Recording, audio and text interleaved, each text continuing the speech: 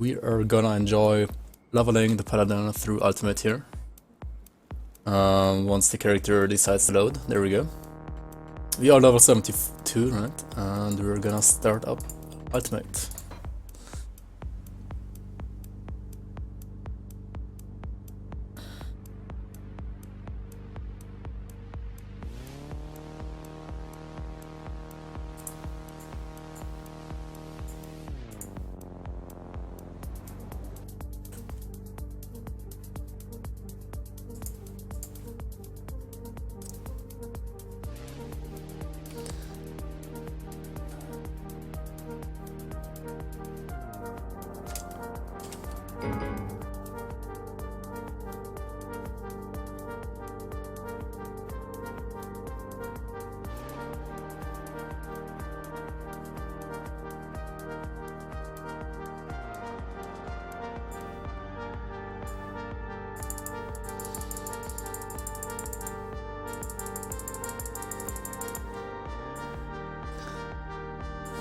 Alright, there we go.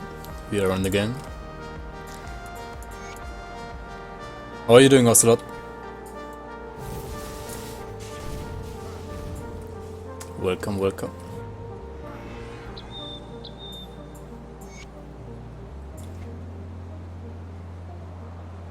So apparently didn't quite manage to like max out all of our resistances, but I mean I don't have an anti-venom salve on my bed for some reason, so we're gonna fix that once we have the smith, right? And yeah, I mean Aether 66, so well.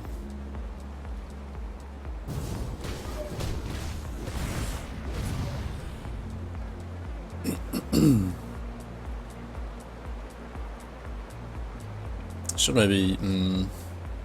have maybe used like one of these Aether ones instead of the Vitality one, right? Then I would have like, what, 71 Vitality and 76 Aether. That would probably be a little bit better, but oh well. Playing Titan quests, alright, alright. We also should like use one of these, right? There.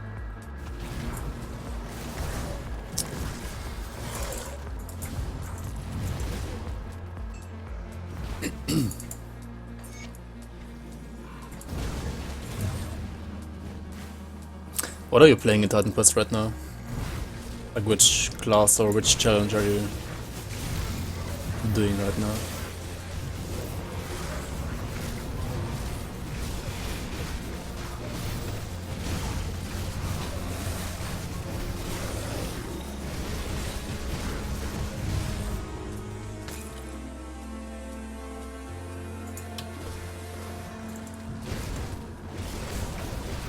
Pet build, Corsair, Rogue and Defense. Interesting. I feel like in Titan Quest you can play like any class as a pet class, right? It's crazy how many pets there are in Titan Quest.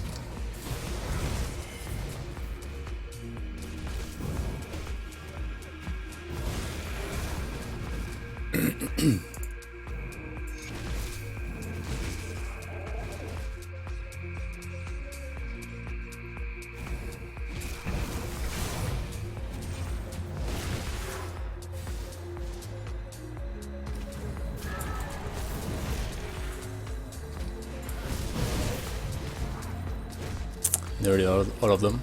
Nice.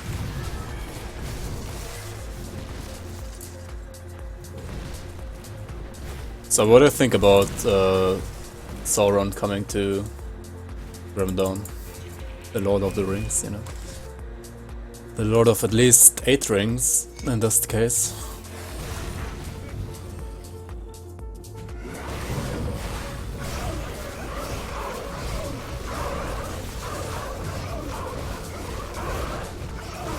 I didn't even know what Sauron is. Wait, what? Are you kidding me?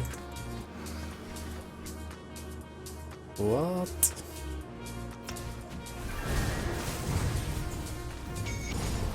Did you look it up though? Like, do you know what Sauron is now? I hope you do. I think you're like the first guy ever that I've met that doesn't know what's or who Sauron is. Don't you know about the Eye of Sauron? Oh, okay. I mean, yeah, that's a die basically. Cup. Anyway, what do we do with our points here? Like, we have this maxed out. We have this maxed out. Okay, so we probably want Bird of Renewal. Yeah, that sounds good.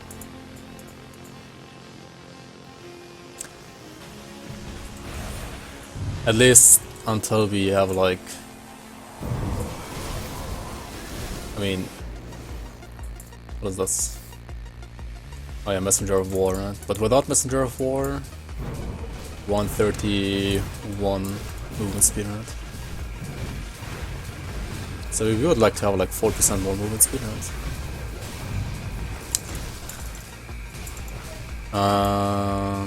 So yeah, 4 more points here probably. But then also like some points into Vigor and Steel Resolve, right? You want Steel Resolve at like... Oh, yeah, wait, no, Aether is fine. I was just not using Steel Resolve, right? Okay, we don't need to fix that actually. We only need to fix Poison with like anti-venom solve, that's it. Okay.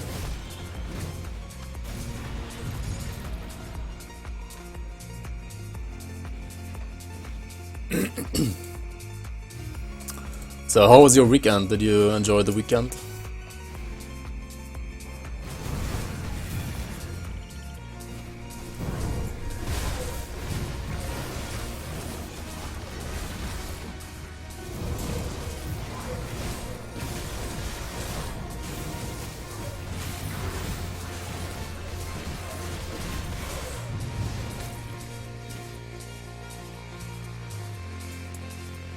You being lazy and sleepy? Alright.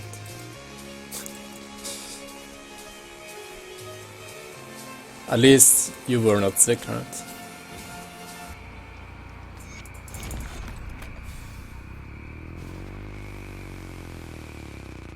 But yeah, my weekend was also like just laying in bed, being sleepy. Being sick, you know. Okay, let's do it a little bit inefficient here, like we go into the cave first and then we kill the zombies. It's usually a little bit faster the other way around, but whatever.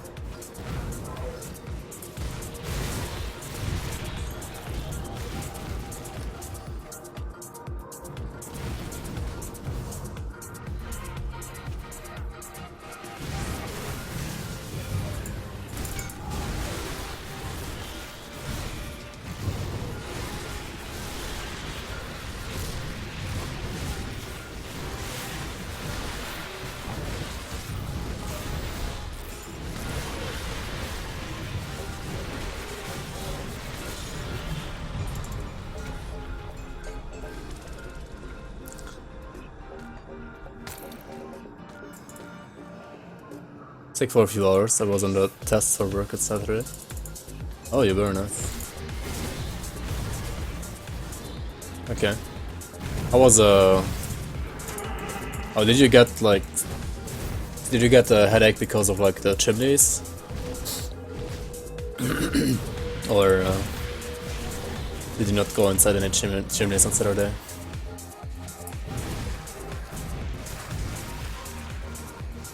Because of the wind.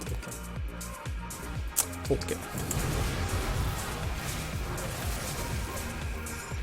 But yeah, how did it go? Like, did everything go well? Or like the work test?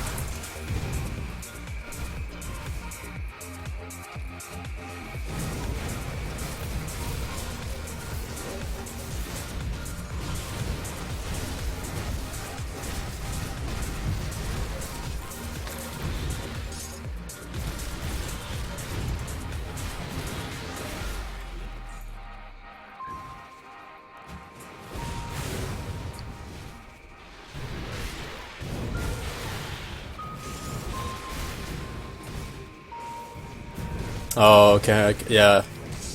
I feel you. Like, the summer, I had to repair some stuff like at the... What do you call it? On the roof? Of like the house of my dad in Sweden. And yeah. That wasn't like the most pleasant feeling either.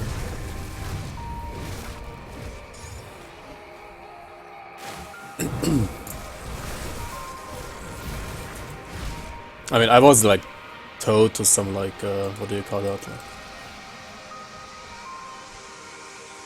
With some rope, right? But yeah, I'm not really a mountain climber, so.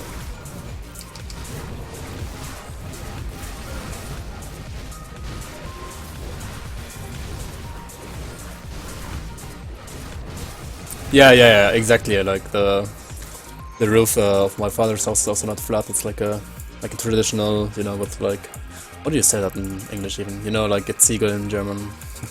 What is that in English? Let's check.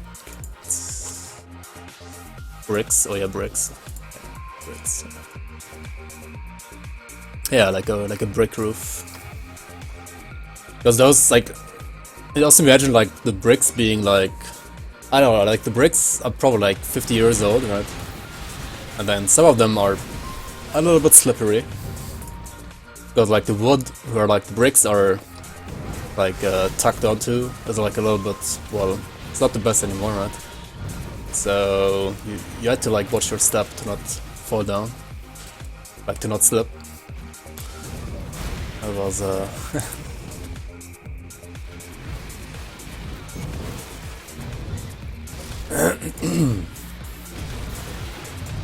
yeah, okay, yeah. I mean, I didn't go up there when it was raining. And I would never go up there when it's raining, but I guess when you're like working something like that, then you sometimes have to go up there even when it's raining, right? Okay, let's skip this area, like we don't need another shrine. And we have the scrap for the bridge anyways, right? So we might as well just skip this. And get this other portal here.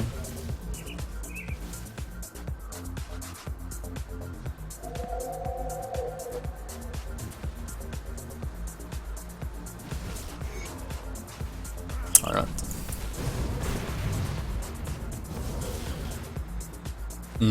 I see, yeah. Yeah, you have to really be careful.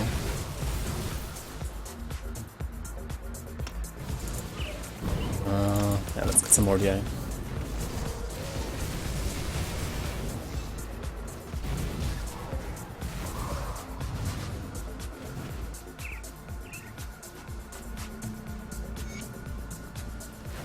Yo, Ashen Lake, how are you, man? Welcome, welcome. I'm doing, well, better now at least. I was, pretty sick on the weekend, actually. And yeah, that's also why I couldn't stream on the weekend. Like, I couldn't stream like a third day last week. But yeah, I'm feeling better now. Much better, actually. Like almost perfect again, I guess. yeah, I'm sorry, like I couldn't stream. But yeah. I was just like lying in bed and trying to not die. Well, not, it wasn't that bad, but I definitely wasn't able to stream.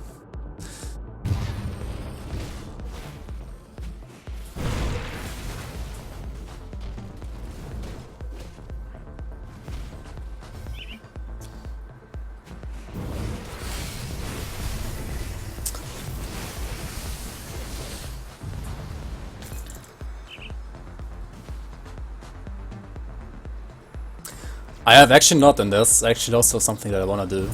Like I wanna do a motor trap. Like I mean, we know now that the patch is not coming this week, right? It's not coming. I mean, it might still come in November, but like late November, early December, right? That's when it's coming right now. So I mean, probably like around the 1st of December, right? So, or like I don't know, whichever weekday would that be. Yeah, so like, yeah, it's either gonna come on the week of like 25th to like 25th of November to 1st of December, right? Or on the week after that, probably, like the week of 2nd of December to. So I don't know. Like usually Monday is not like a patch day, so like Tuesday, Wednesday, or Thursday, right?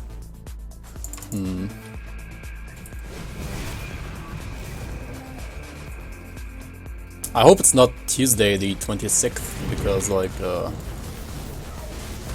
that's actually like my girlfriend's birthday, and well, it would be weird to like have to stream the new patch on that day, right? Like I'll probably not do that. So hopefully a little bit later than that.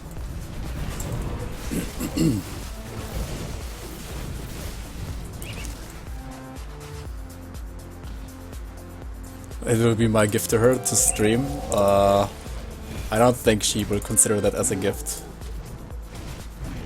to be honest. I mean, she doesn't mind me streaming, and she's like supporting me with streaming, but it's not like she will like enjoy watching me or something. I mean, maybe she would enjoy me doing something else, but she's not that much into games, so.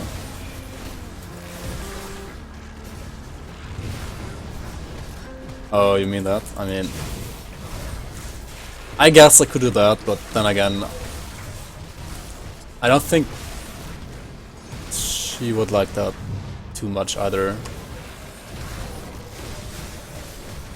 I mean, she's not like she's not shy or anything, but she would think that's maybe a little bit like too cringe, you know. I guess. But yeah, anyways, let's just hope it's not gonna be on the 26th, and it's pretty romantic. I mean, yeah, I mean, it would be romantic for us people, but I don't know about her. She probably would just think it's cringe or something.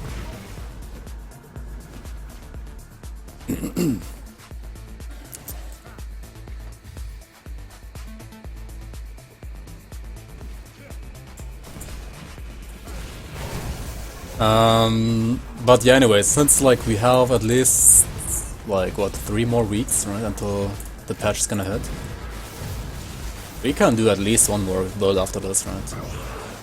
So, and like last stream, or like not last stream, but like before I started leveling this build, right, I had a big poll with like way too many builds on it, because, well, I wanna start like making a build for every single class, right? I have like too many classes that I have like 3 or 4 builds for, but I have like so many classes I have no build for so far. But yeah, one of the classes should be like a mortar trap build. I also kinda want to do like a lightning build, because I think I haven't done like a lightning build in pretty much forever. So yeah. We could do like a lightning mortar trap build, I guess.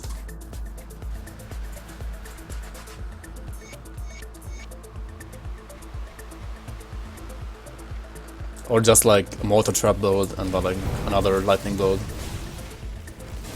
Because I also want to do like a Rack and Jacks build.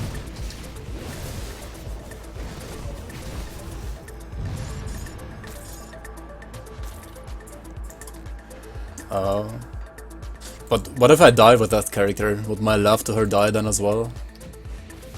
Like... Alright.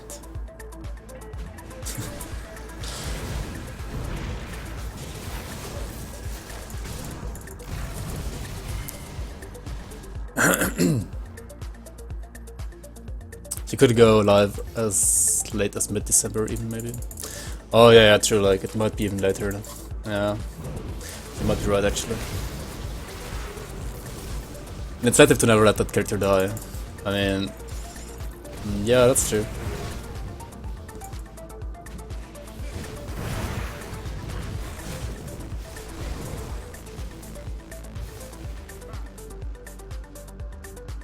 But to be honest, like, I don't want any more builds to die.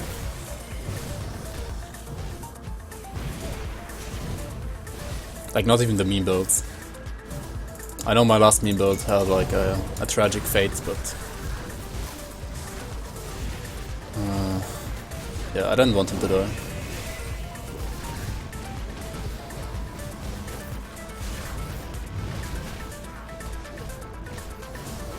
You gotta be a little bit careful with this shrine here, right? That's quite something on Elite and Ultimate.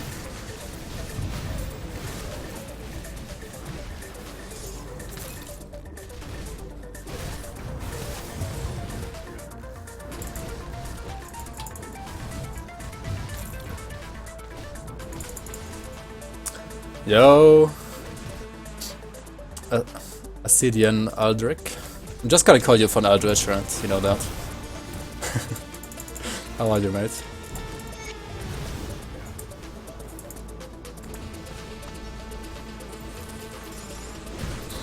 Nice to see you.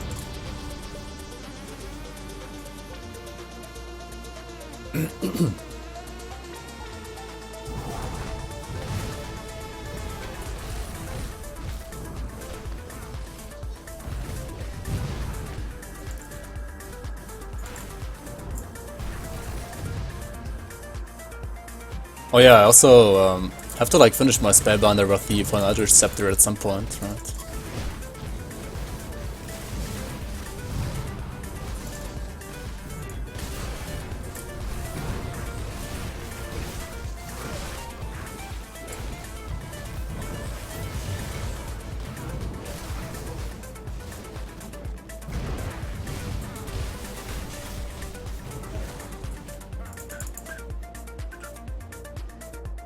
Doing well as well. Yeah, I've recovered from my flu or whatever it was. I think it was some kind of flu. Maybe like a softcore flu, I don't know.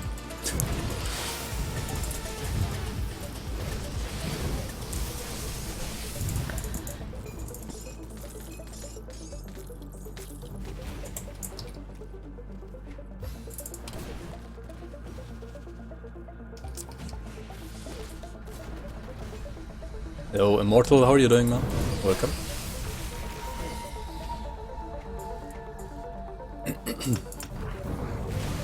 So we got 135 movement speed now, even without the proc, right? Seems good. We're probably gonna put more points into Vigor from now on. We just wanted to be like as tanky as possible to like survive to 94 with the low corset, right? And Vigor giving us HP obviously helps with that, right?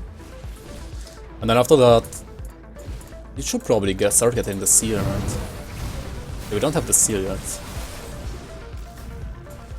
The seal would be very good for taking us. Kinda bored at the moment, no clue what to play. I mean, what have you played so far? What have you not played so far? Which, like, type of build would you like to play?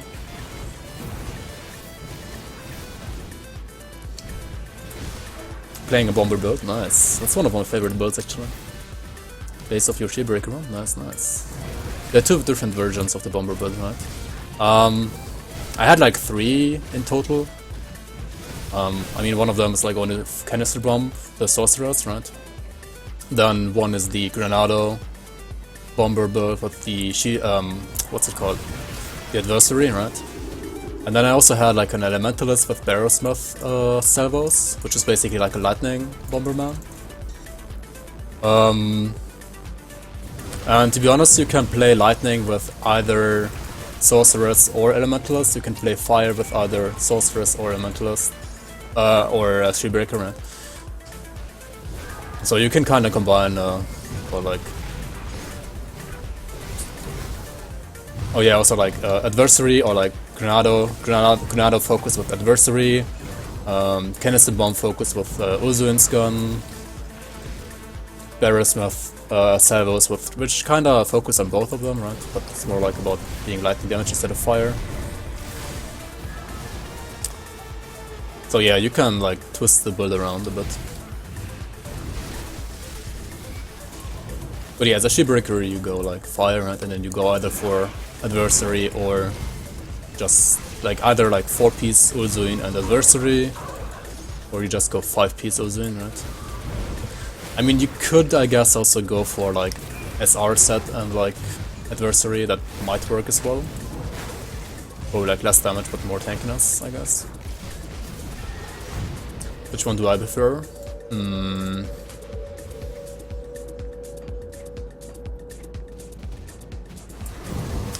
think the Shipbreaker is more damage. The Granado Shipbreaker is more damage. And also like, especially more single target damage. Like, getting like back-to-back Granada crits with resets really feels amazing. But the Sorceress is like more defensive and like tankier overall. Like she's not inherently tankier, but you have like better CDR, and because of that, like a better blast shield uptime. You have also the mirror of Erectus, right? If I were to like make another Bomberman right now, I would probably try Sorcerer with Barrowsmith Sabers now as my next Bomberman.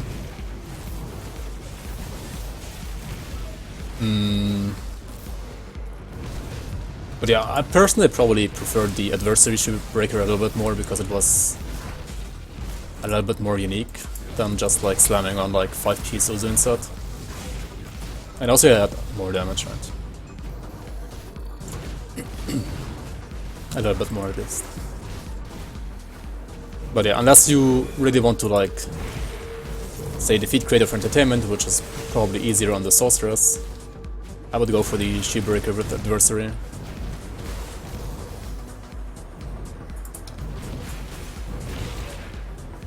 I would like to play a new good RPG. Well, I mean, Diablo 4 is coming in like, what, 2022, right? Probably. I mean, at least it's coming, right? At least we know it's coming. And I mean, Wilson is coming like next year, but I don't know if Wilson is like a good ARPG or not.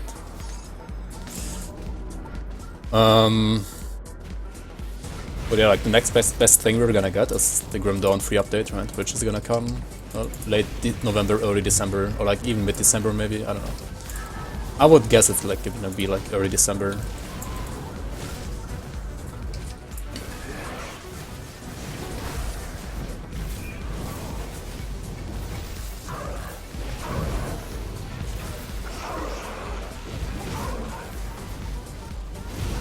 Oh yeah, Torchlight. Yeah, no idea about that either.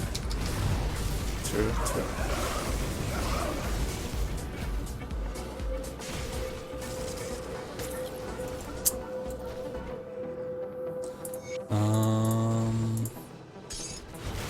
Well, we just breezed all the way to Krieg, right? Like, did I miss something on the way? I'm not quite sure. Maybe I missed something on the way. I might have missed like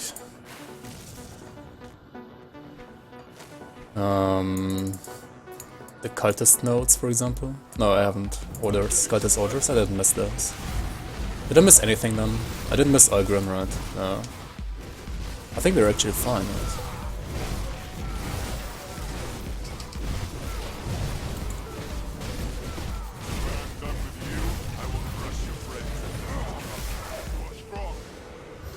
How much lives do I have actually?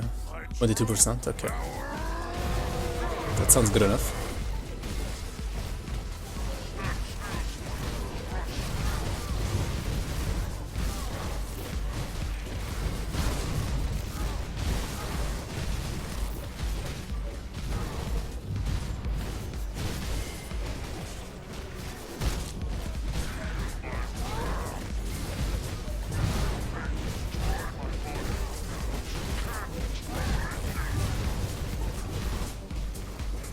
Okay. Experience metal OP.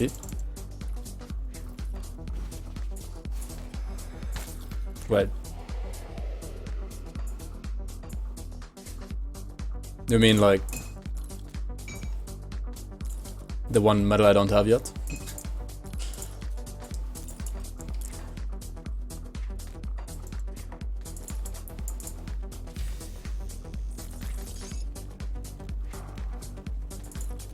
Let's play a little bit of Tetris here, right? Tetris.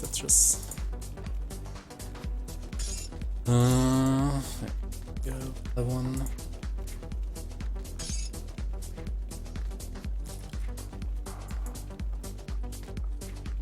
That's good enough, right? The green I'm using doesn't give XP. I mean, a little bit, right? 5%.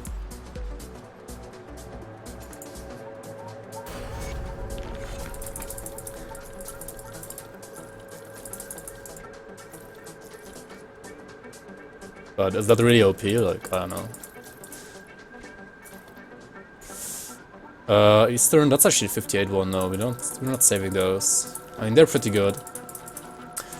I was gonna say I should maybe save these for like 9 bats, but then again, 9 bats, Warlock is like a softcore character, right? But there's no reason for me to save it.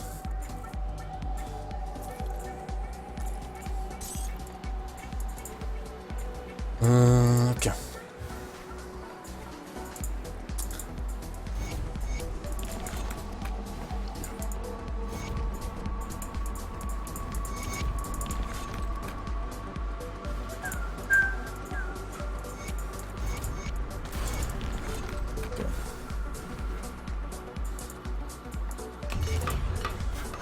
Enough scrap, yes indeed. Let's put 2 points to cunning here. Let's start getting the seal actually, right? And well, vigor or what about my freeze and stuff like that? Vigor or seal? I guess we just max out the seal ASAP.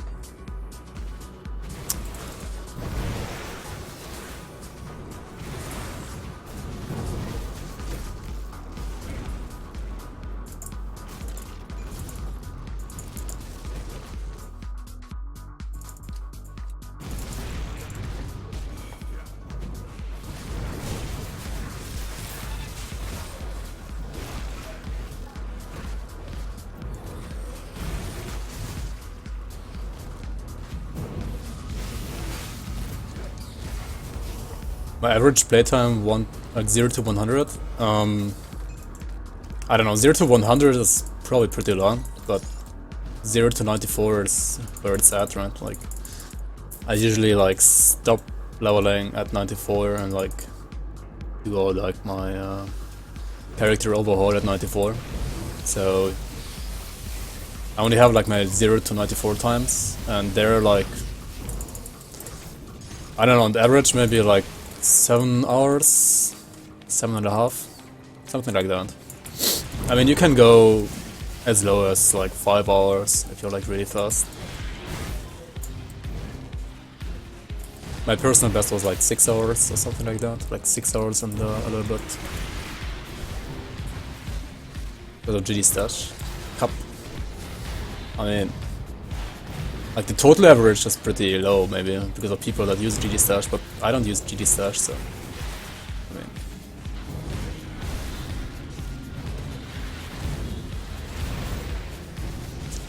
I don't know about you, Renan. Maybe you use GD stash.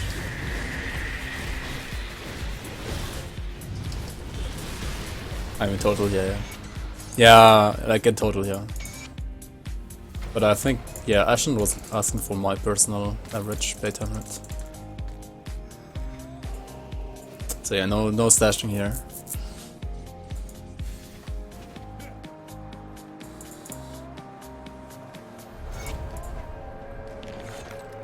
I don't have my glasses on, sorry. Alright. Okay, let's see if he can like explain himself. Yeah. Let's deal with this guy, even though he's like a shady guy.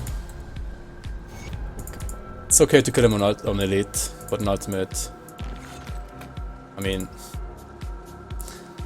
you should probably not kill him. For that like rare case where you would like to have like, where you would like to farm Crown Lace Gang, right? Because this guy's gonna spawn in Act 2 as a boss later, and if you want to farm Crown Gang, it's like easier to do that when there's another additional boss, right?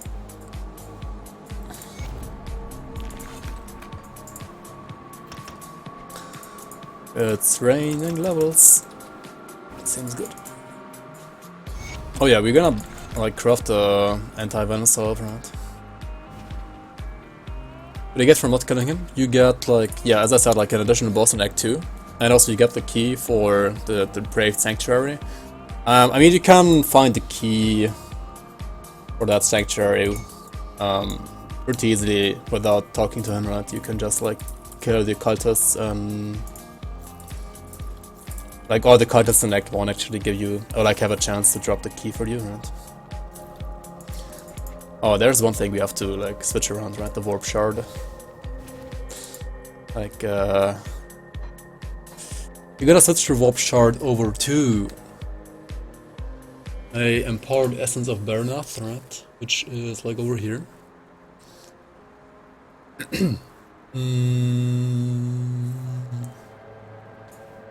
Let's see here.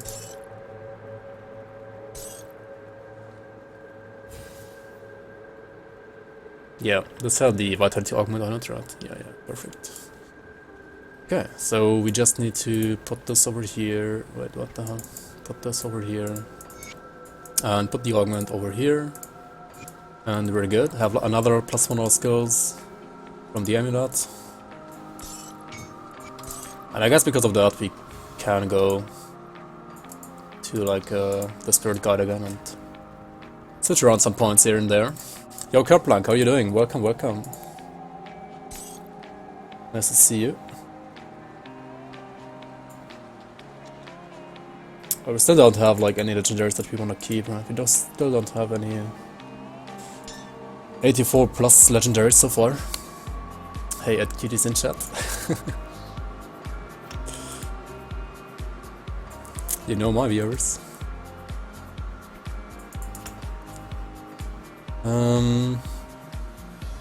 Actually, we don't have to like change around anything here. Oh, okay, this point maybe that's not too efficient to overcap this. At least not while leveling.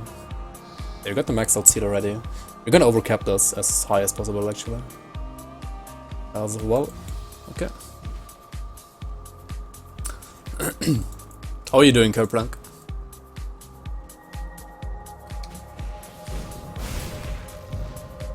Oh, you once got the key after the Dragon Rift? Wait, really? Oh, I thought it was only the ones in Act 1, but yeah, I might be wrong there.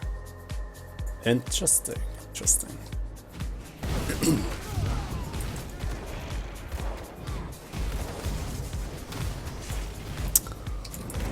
Doing good.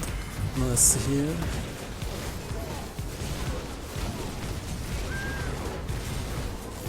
Not gonna die here to random birds, right? Okay. Oh yeah, and ultimately you should not forget about this chest, right?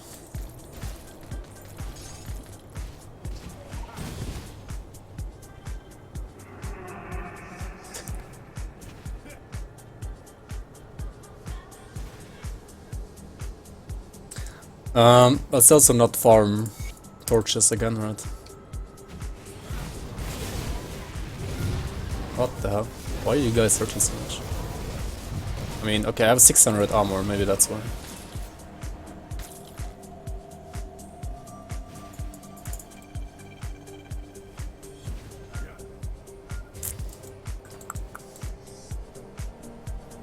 It's not a character that's about to hit level 101. Well, not yet, no.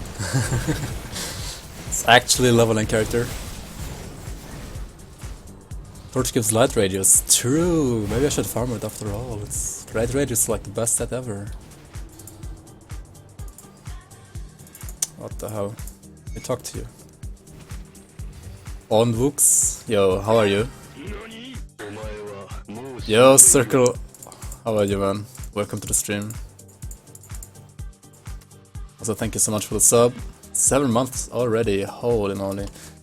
Yeah, sorry for still not having like different sub badges actually. But, well met. Also, thank you so much for the follow, Hornbooks. Dr. Rectus is streaming online, Grim Dawn. I love your leveling videos, what you're doing. Watch most of them. Nice, nice. Thank you so much for stepping by, man. Yeah, that's gonna be another like leveling.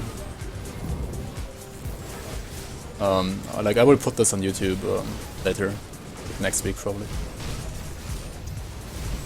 Like part 1 actually this week, and this is gonna be like part 2.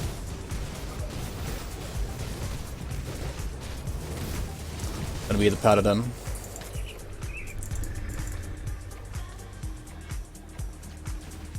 How are you doing, Circle?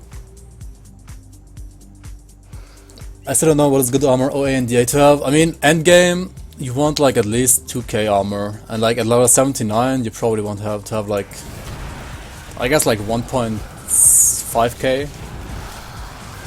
If you're like not using low card stats, I guess. I don't know how much you exactly want, maybe like 1. I don't know, at least like more than 1k around. Like 1.5k around, maybe.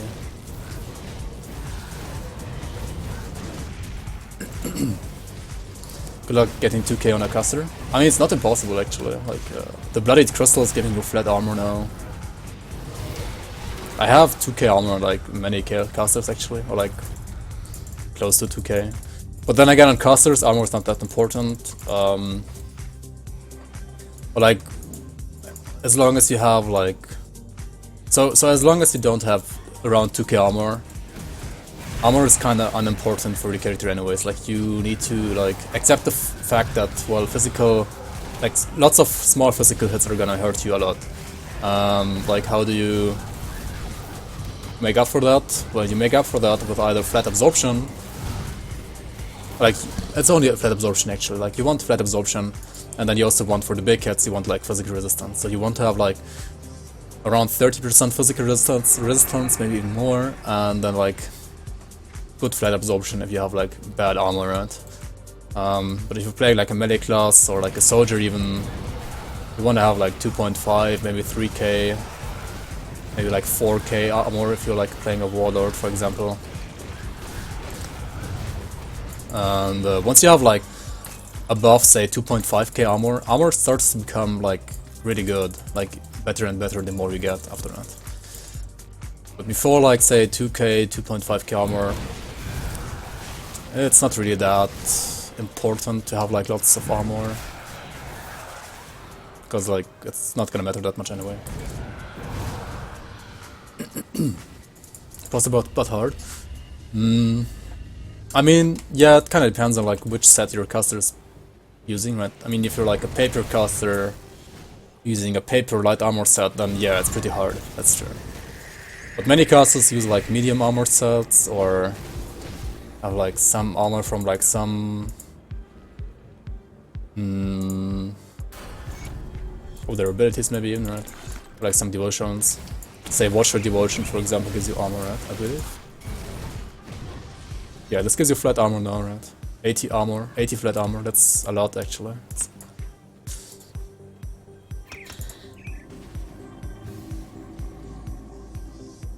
Tier 10 toilet paper armor, yeah, basically. That's caster armor for you.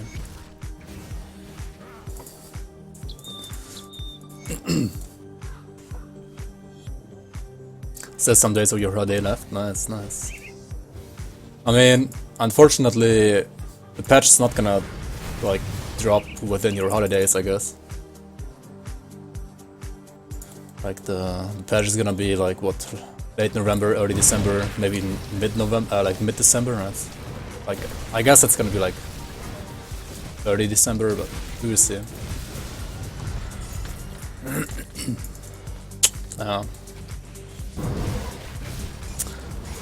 But you know, as long as it's gonna be awesome, right? And I mean, obviously people are gonna flame about nerfs and buffs, right? That's always gonna happen. It's always gonna be some new, like, there are gonna be some new like dead builds threads on forums, and like you can prepare a popcorn builds or like threads, right?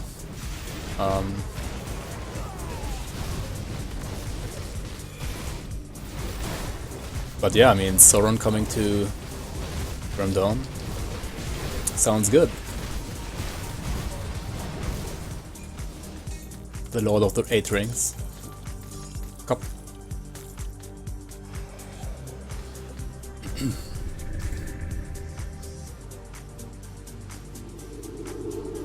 That's true. Like, I mean, if it's gonna drop later, you can just enjoy the patch during Christmas holidays, right? When there's a pipe dream. Like a toilet pipe dream, or what? Like what? Which kind of pipe are you talking about here? Maybe I'm not familiar with the idiom of like pipe dream.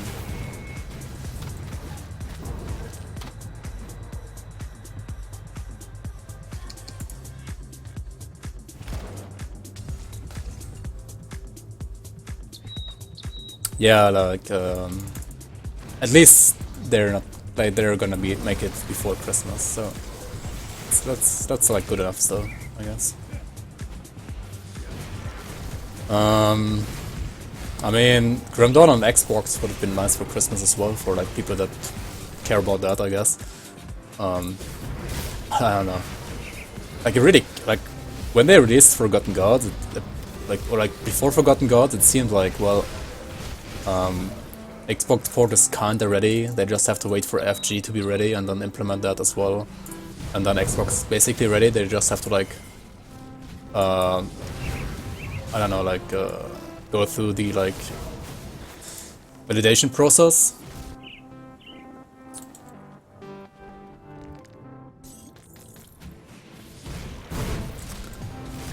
But now it's like November already, right? Like, what the hell happened to Xbox?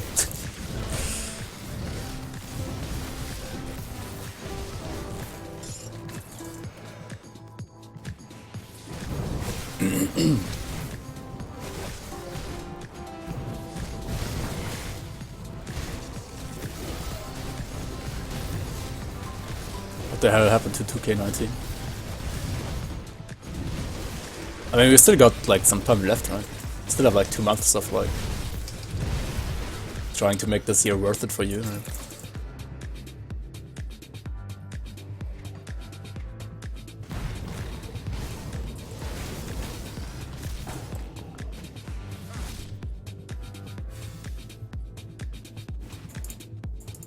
The other means it's an unrealistic wish. I see, I see. Yeah, it's a pipe dream then, yeah. November is a lie. I mean, this fall has been a lie, let's call it this way, right? They said it's gonna come this fall, right? Like Omega Low. This fall, they said.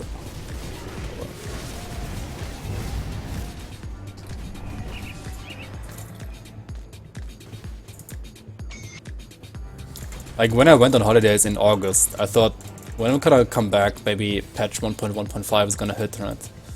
Oh, we are fucking November and we still don't have a patch. Oh well. Yo, Dvazia, how are you? Welcome to the stream.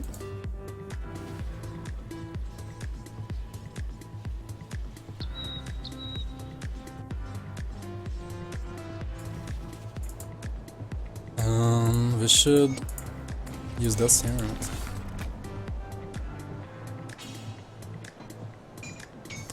Let's blow some shit up. So yeah, you should never sell legendary items, and if you have like no need for pre-84 legendary items like I do, just blow them up, right?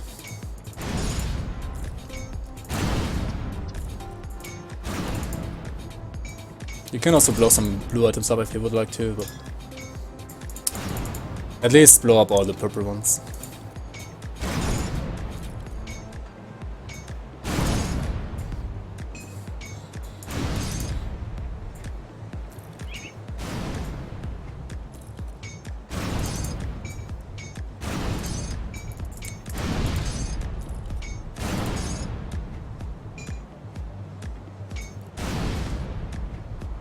Yeah.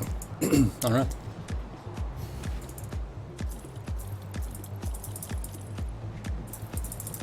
So we're going back here just to speak with this guy, because sometimes the Crown Layer quest is like bugging out, right? And then you have to like redefeat the Crown Layer. And I don't want to, like, I don't want to risk that, so let's speak to this guy here first.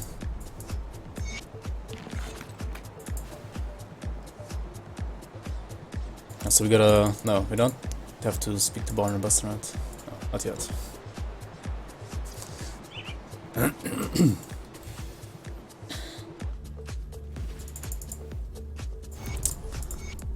Alright, Quaid. What can be done? Mogdragon. Yeah.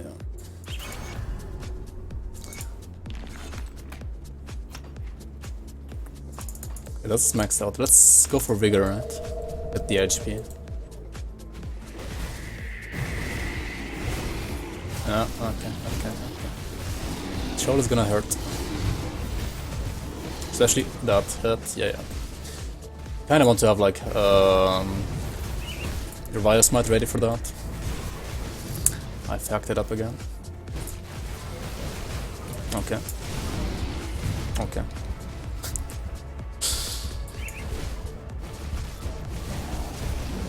Okay. Dude, why am I so bad at fighting this troll? Like, oh shit.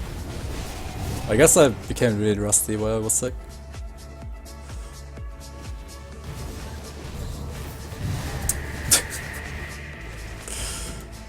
Just not get hit, right? I mean, I got hit like 4 times by that smack. Don't do that at home. Don't do that.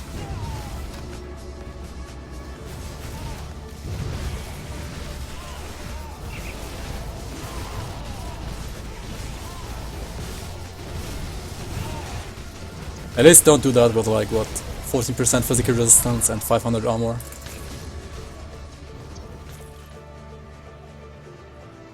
Yeah, Vector well, right? Like my rule number 1. Kinda not really following that one today. Whoops.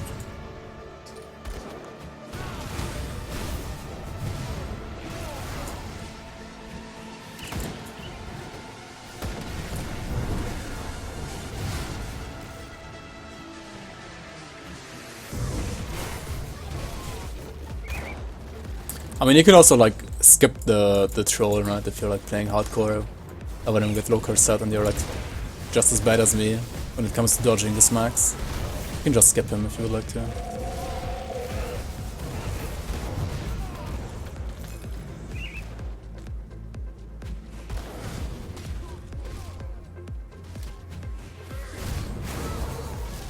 It's an optional boss after all.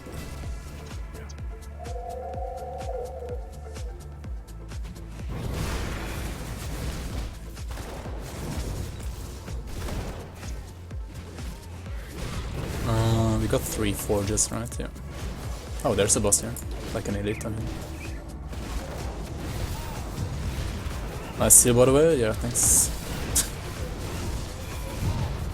There we go.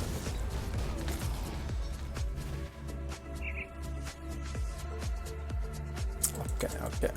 How are you doing, Hatchet? Welcome to the stream, man.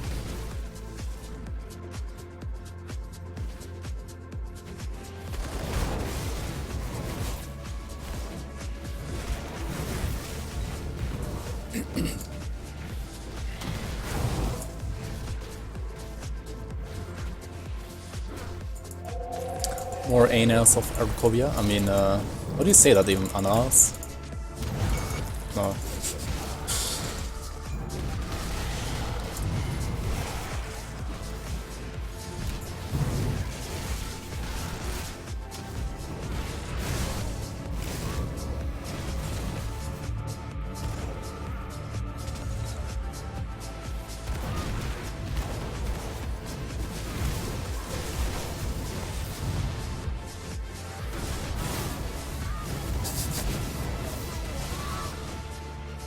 The thing is, like, either it's gonna sound like anal, which is like the English word for that, or it's gonna sound like anal, which is like the German word sound for that, like German word for that. So no matter what, it's always gonna be like, well.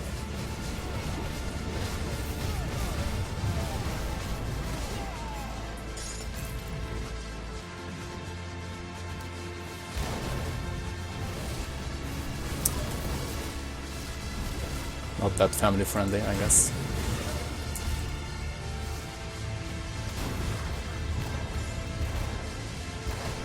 Or whatever you want to call it, I don't know. Anyways, yeah, you can see the arena here, like we spared this guy in Act 1, right? But he's back, and he's decided another way to betray us. So yeah, he's like a worthless traitor, no matter what happens. Some people just can't be helped with, right? Like, can't be reasoned with. First he wanted to seek power in the Cult of Cthulhu, now he's gonna search power in like weird aether crystals. Kinda like ourselves actually. Which, I don't know, makes us maybe some kind of hypocrite for like killing Krondy's gang actually. Like, don't we use Aether clusters ourselves? Like, what? This is more of a battle around, like, who has the power over the Aether crystals, right? It's gonna be either Krone or us, and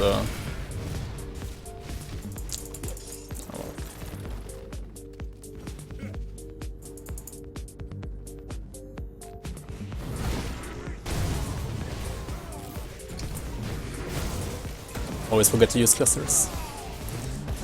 I mean, I didn't have clusters on my bar when I was fighting the big troll right now, right? Like just a minute ago. And I should have probably had some ready there.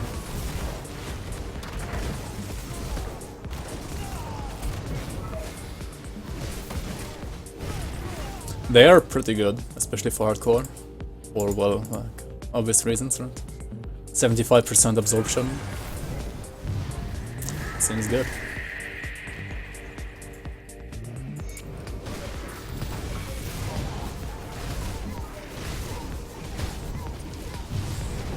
I actually don't like to seal that much of like Hive Reckoning gameplay. Because Hive Reckoning's like big bonus is that you are kinda mobile, right? Even though you're melee. The seal kinda makes you have to stand in one place anyway.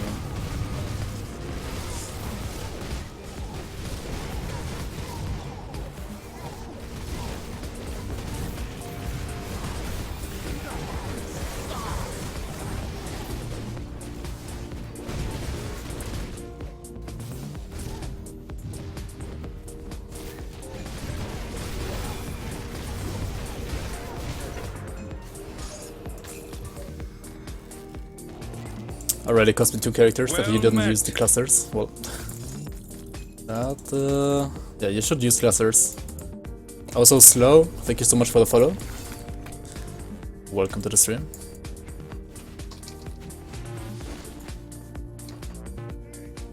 How are you?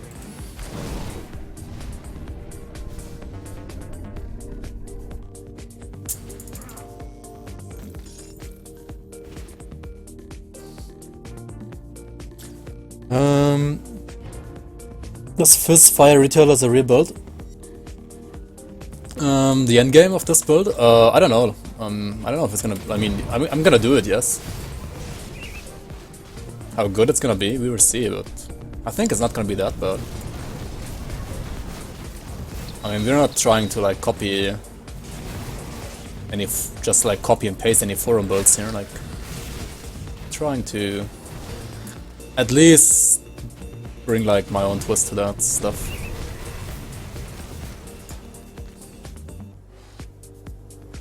So your video yesterday on how to level a soldier during the game? Nice, welcome to the game, man. It's always nice to see new people discover this gem of a game.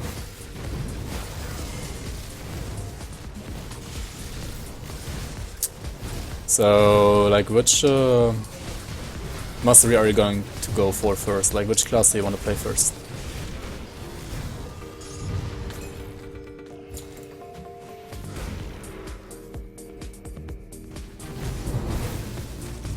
Like, what are you playing right now? I guess you're already playing the game.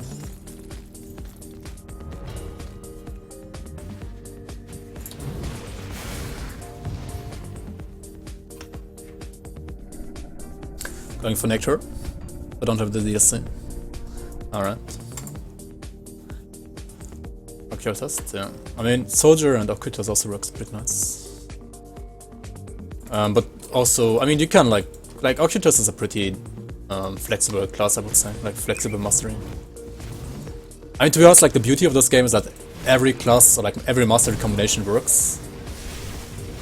Like some are gonna be like easier to gear, some are gonna be harder to gear, but in the end, like say you have infinite gear, which you always don't early on, then every like class is gonna be viable in the end game, you know, even. But yeah, for Occultist, you can do like Vitality Caster, Poison Caster, right? For Vitality Caster, I would probably take like a Shaman secondary, or Acid Caster, like a Nightblade secondary. Or you can just use it as a supportive class for elemental or physical builds, for example. So for physical you could go like Soldier and Occultist, right? Or wait, what else is there in Vanilla? But yeah, you can also do like Shaman as your primary and go for like lightning damage instead.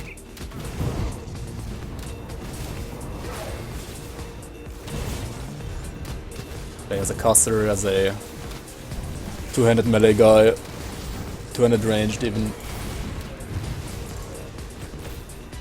And you can also go like for Pyromancer and go for like chaos/fire damage, right?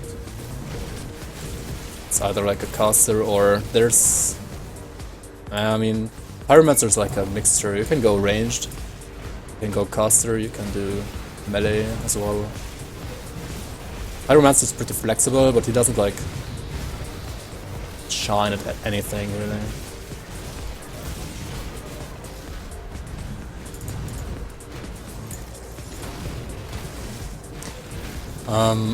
But yeah, pretty like beginner friendly would obviously be a Soldier. Like Soldier is a very basic class overall. Pretty easy to learn and play. But also the like Vitality caster is also really easy to gear, really easy to play. Kinda nice for beginners as well. So yeah, in the end I would suggest you to combine the Occultist with either the Soldier and go for like a tankier physical build, or go for the Shaman secondary, go for like a Vitality caster. But you can like, you don't have to choose your second mastery at level 10, right? You can wait with that until like usually I would pick my second mastery at some point between level 30 and 50.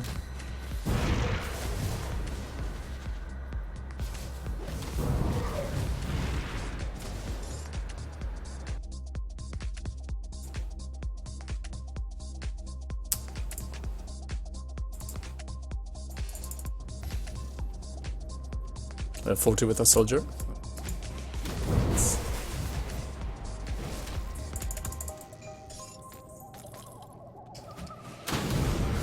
Oh, you're a Soldier and you wanna go for Occultist secondary? Okay, okay. Yeah, that's pretty good. Like the Witchblade is really solid. One of the best vanilla classes, I would say. Wrecked by League, hey, how are you? Brothers in names, I guess. How are you doing? Welcome to the stream.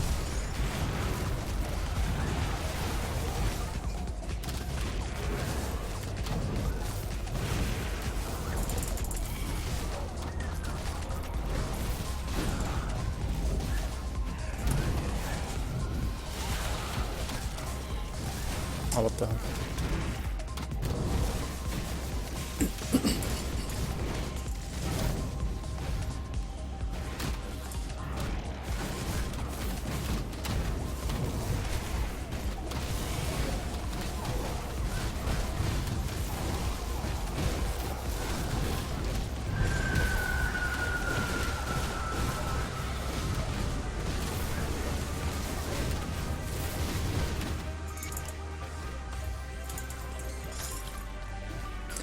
What classes am I playing right now? I'm playing Paladin, which is Inquisitor and Oathkeeper. So yeah, Inquisitor is from like the first expansion and Oathkeeper is from the second expansion. So this is a, well... Oh shit. Ah. That's what happens when you have low armor. When like lots of trash mobs hit you at the same time. Or the like archers, I mean crossbow guys. Right?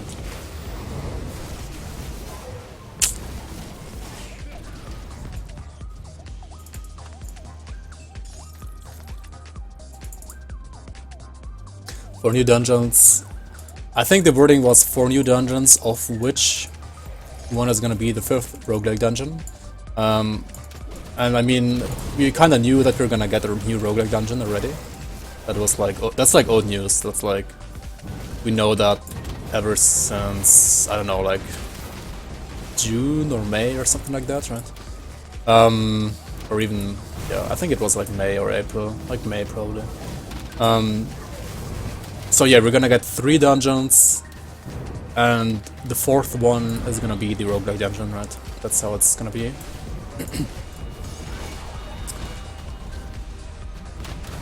And I guess all of them are gonna be somewhere in Act 7, so... because they're gonna be exclusive to Forgotten Gods, right? So yeah, one of those, like one of the locations should be pretty obvious, right? One is like in the Maw of Enough, which is like the Star Wars worm in Act 7, right? Like in, which is like somewhere here, the Covent Sands, right? That's gonna be one dungeon. Probably not the key dungeon though. But the other ones, I have no idea. Like, we didn't know we were gonna get so many dungeons. And like, up until yesterday, right? But yeah, we're gonna get that many dungeons. We're gonna get new items. And like rebalance of rare and epic items, right? Which is basically like a small DLC, honestly. And it's for free, so... I mean, for free for people who have Forgotten Gods, at least.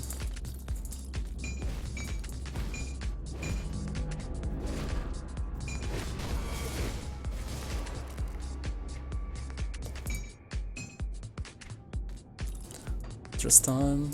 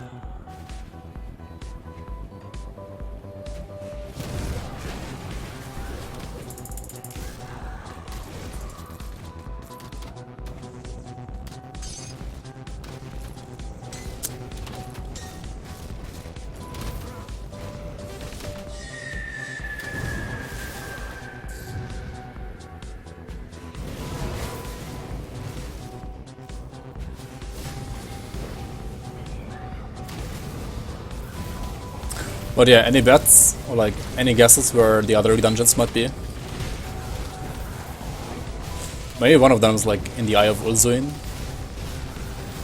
That's like an area that seems really small right now, so maybe they're gonna expand on that one.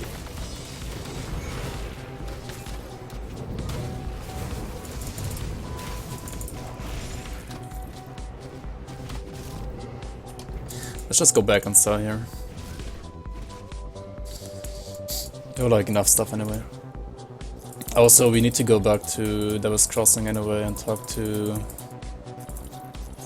whatever his name is actually. I always forget. Mornay, right? Mornay. Okay, so you shouldn't sell these gloves actually, because they are useful.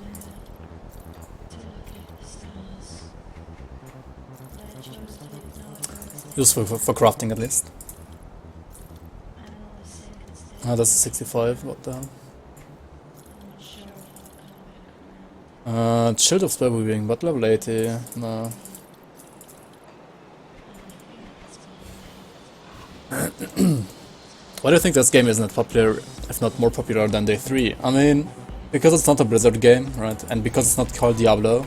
Those are like two big things that really make it like way less known than Diablo, right? Because everybody knows Blizzard, everybody knew about Diablo before Diablo 3, so yeah.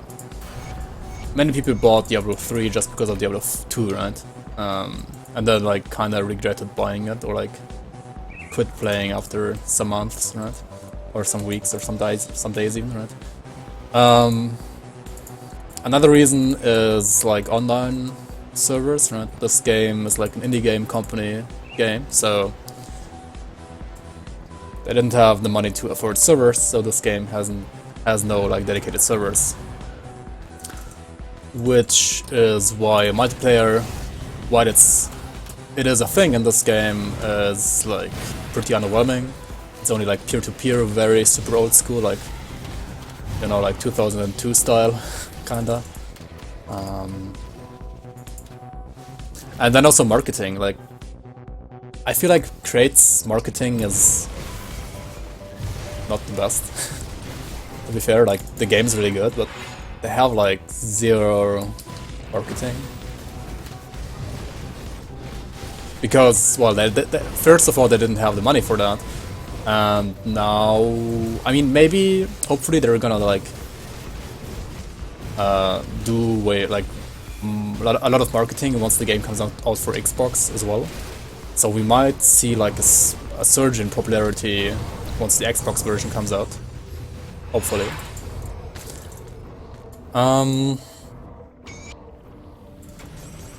And also, the game's not free to play. Like, the game is a small game with no servers, but still not free to play. So, and PoE is a thing, right? Like D3 when it came out didn't really have that many like. I mean, sure there was like Titan Quest and what, like Torchlight, I guess.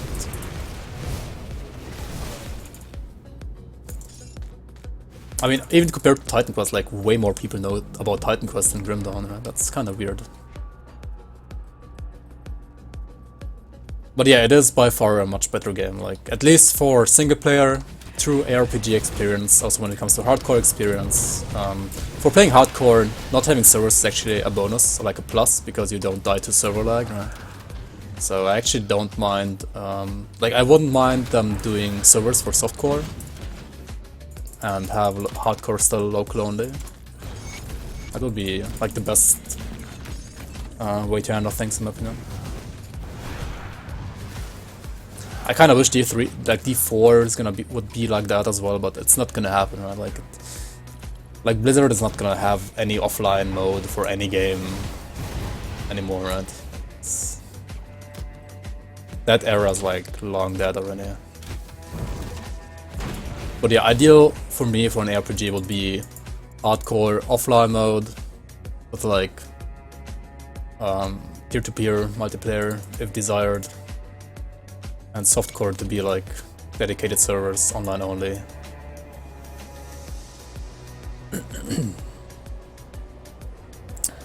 Sometimes when I reach level 100 with a character, I try to respec based on a build from the forum, but it seems I'm always missing like 2 skill points. Any thoughts why?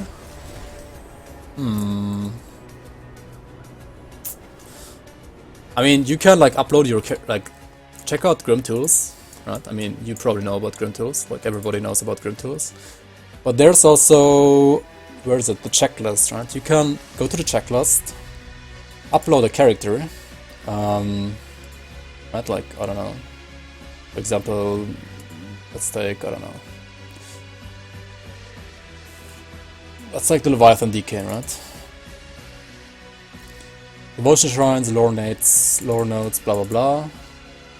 Okay, I guess this is set, right? And now it's gonna show you like which devotion shrines this character has, which it does not. There's also important quests, right? And here you see like attribute point quests. I mean, I don't have to do them on my DK because I was using the merit, which gives me these attribute points already, so I don't have to do them actually. But in Ultimate I still have to do them. And then you can see here which quests give you like skill and attribute points. And then you can see whether or not you did those or not. Wait, what? Speak to the keeper? I didn't do that on the DK? Oh. Wait, this is bugged. Wait, I did this. What the hell are you talking about? Oops, sorry for the flashbang. Wait, what? I mean, I did SR50 on this guy, right? So there's like no way I... What? This is weird. This should have like everything ticked. Like this. But yeah, it might help you out. Like maybe it's not that buggy for you. I don't know why this is buggy for me right now, but yeah, you can check this checklist out. Check the checklist out, and you might find the quest that you're missing.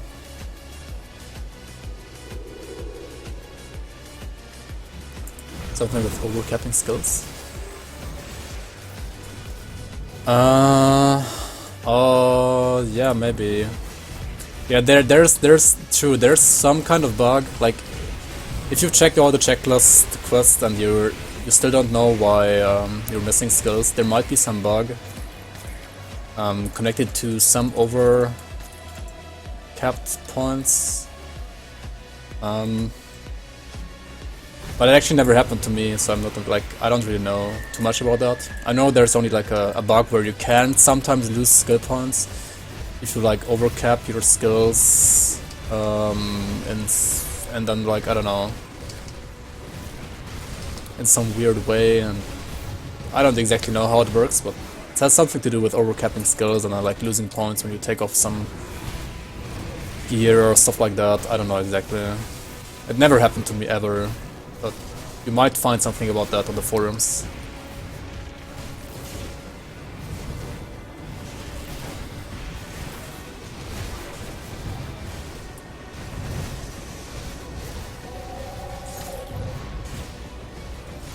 And yeah, you're welcome.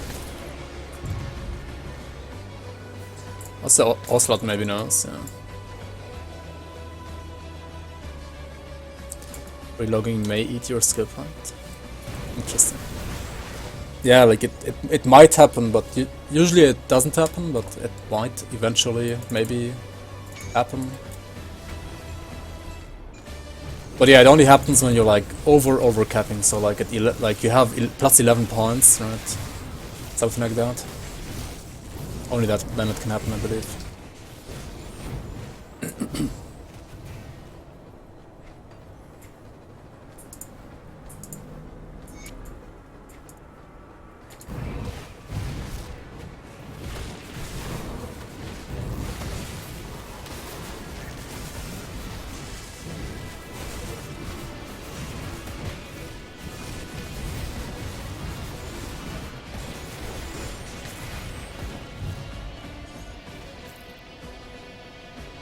I'm kinda happy I'm not gonna play Spin to Win or Vire Smite later on with this Paladin. I know Paladin is kind of a strong class for Spin to Win,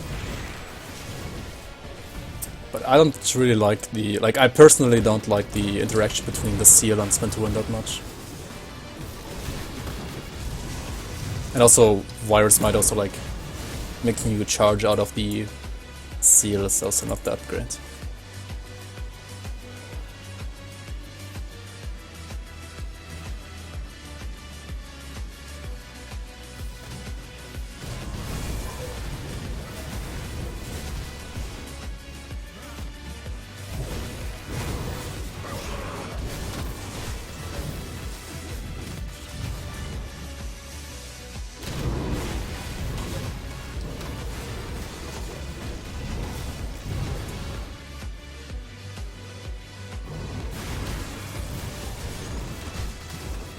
I think it only happens if your skill was capped via skill points before. Yeah, if you had like 26 already, right, and then you use like another item that gives you even more skill points to that, because then you would be like at 27. But 27 doesn't exist, obviously. I don't know, like even when you relog in that situation, I've never had it happen to me. Like I had a soldier where I had like cadence at 27 or something for like way too long, right? At some point. Okay, we need to like be a little bit careful here. We got another troll coming up, and we have to absolutely try to dodge his slam this time, right? There it is.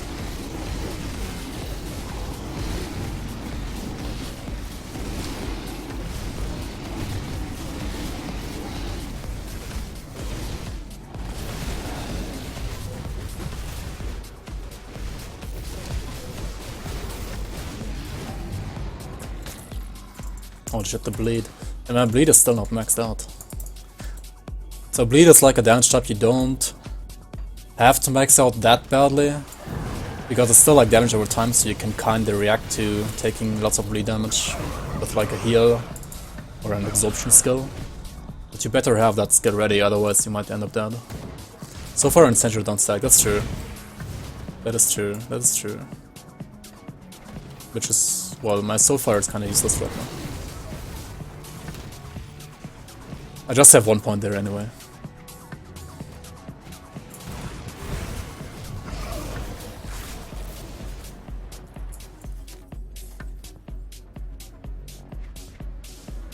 I just have it there because, I don't know, like...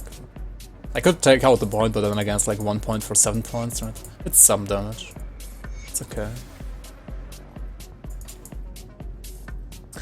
I mean, I guess you were saying, like, why should I use Sengir when you can just use Divine Mandate, right? But then again, like, Sengir gives me more damage reduction than Soulfire, I guess, or like it's more consistent at least. Because this will like always hit enemies, whereas Soulfire only hits when you like only hits when the ball actually hits the enemy, right? And also just has resistance reduction, so.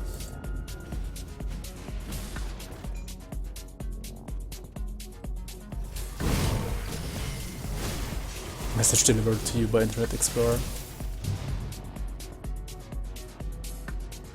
Did Internet Explorer actually deliver that message to you like that? I mean, you've been banned for like quite some time now, right?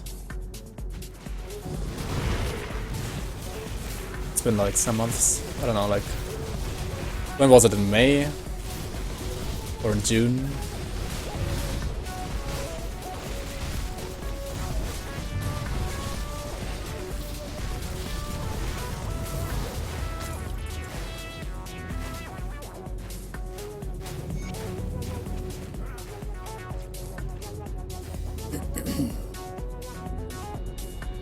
You don't understand Elemental, I reckon, Paladin. Oh, That's what you were gonna say. Yeah, I think Sheepbreaker is actually probably better. Especially since the Thermite Mine changed on the last patch.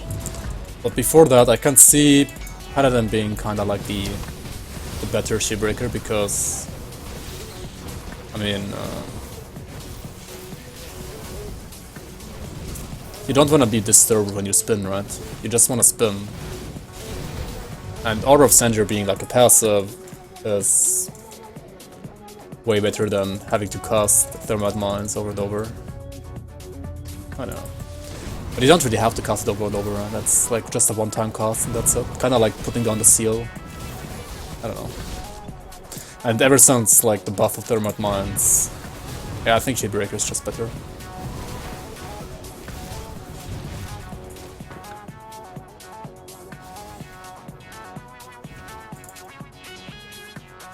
Hello Bob, how are you, man? Hello, mein Herr. How are you doing?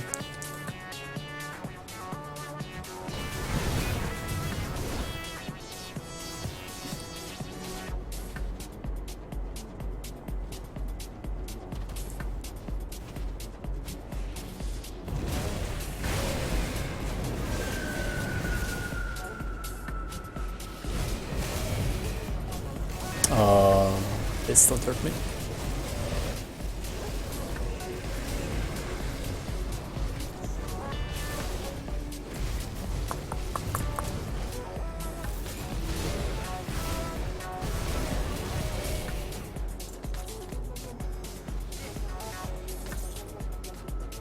Preparing new hot build.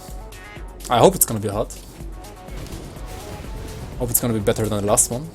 I mean, the last one was kinda expected to be bad, but... oh, this one should be better on paper, hopefully.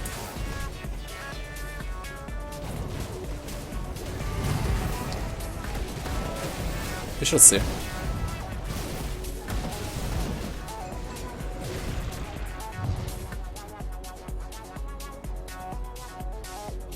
Oh yeah, it's actually yet another firebolt. Like, I have way too many firebolts. I really want to do like a lightning bolt next.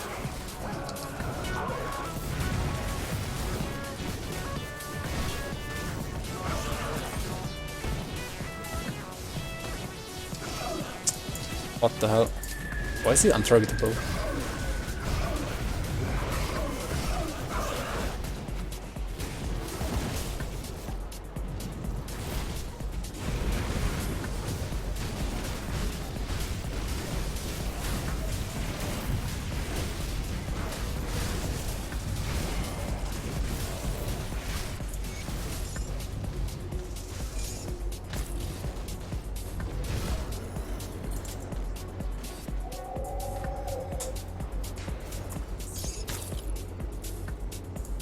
I wanna ask you one uninteresting... What? It's gonna be a question anyways, yeah, right? I already defeated the crate box.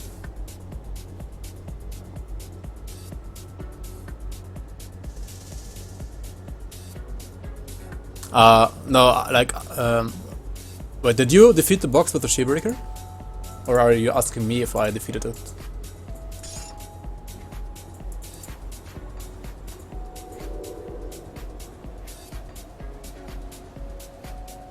Me? Actually the Shebreaker died, but it was the Sorceress that did it. I believe you can still see the kill like here. Yeah, there we go. It's also on YouTube if you're interested. Yeah, that's what we're doing. Let's just go back here. Deadman Scotch. Hey Dronoff, how are you doing? Quick question, at which point should I stop caring about yellow items and set the filter to not show them? I mean, it kinda depends, like, if it's not your first build, then you can put it to green right away at level 1, basically.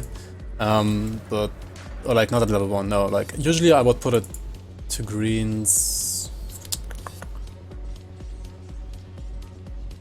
Like, if you don't have, like, if you have low curse set and you're like super fast leveling like me, then you can put it to green right away. If it's like your second character but you're not super fast leveling, then you should put it to green after probably act... Like after act 1 or after act 2, I would say. And if it's like your first character or like you're playing solo self-found...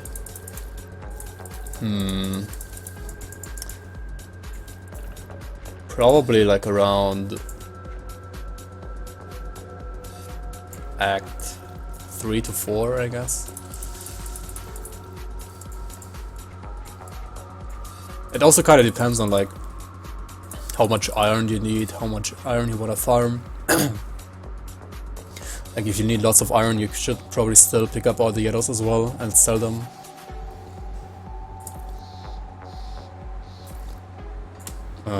But if you're not interested in that, just put it on green after, I guess, Act 3.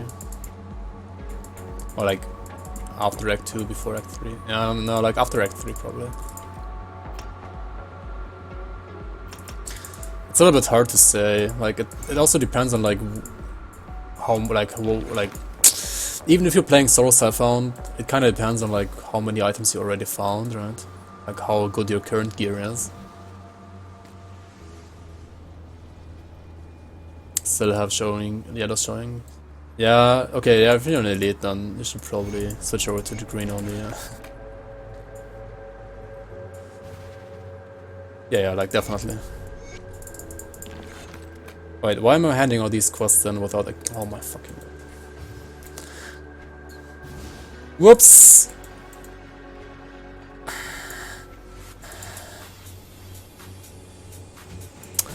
I wasted like half a level there, I guess. It's pretty bad. I've never killed Lokar. I've never even got to him. Have you killed that god that is spawned by activating the shrine? You mean Kalagadra? So, about Lokar, like usually I try to kill him on every character.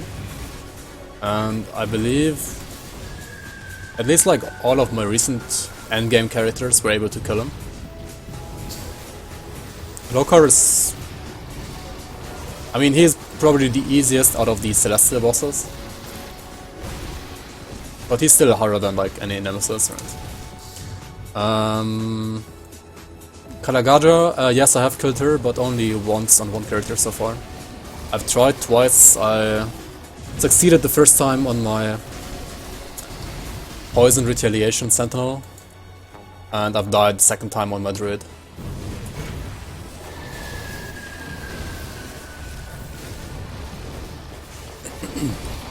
I mean, the Druid could have probably killed it as well, but I just misplayed and, well, happens.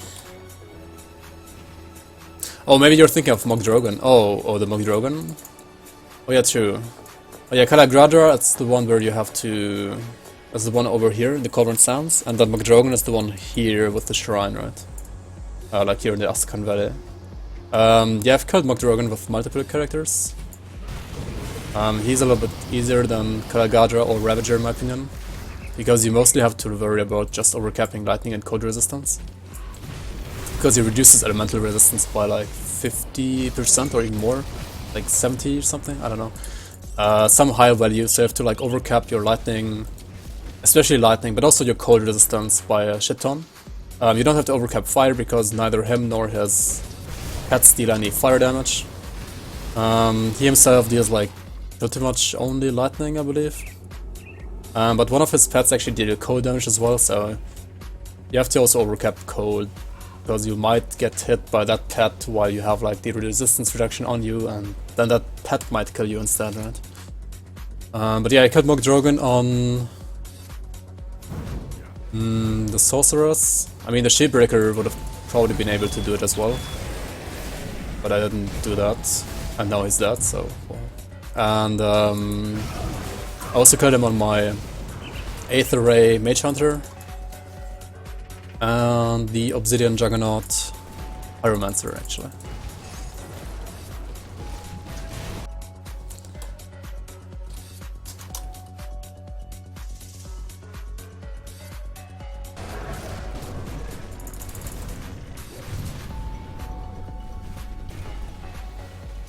I mean, this is not gonna be Eye of Reckoning Paladin later on. This is just like a leveling spec right now. Like for leveling, I believe Vire Smite and Eye of Reckoning is like the way to go for an Oathkeeper leveling. That's why I'm doing it. How much physical resistance would an A of, like, I mean, I don't know. I've seen concepts, but I've never played one myself, like a fire one at least. Oh dear. Would have to check one of the forum builds and see there, I guess. I don't know. I don't think it's gonna be like a super awesome amount, but maybe like 20 to 30% probably. Not too much. Like Paladin is shining more because of double absorption. Like double absorption is where like where its strong point is. Like absorption from the seed and absorption from ascension at the same time. Going for a walk, my dog. Alright, Ashen, see you around later. Take care of your dog and yourself.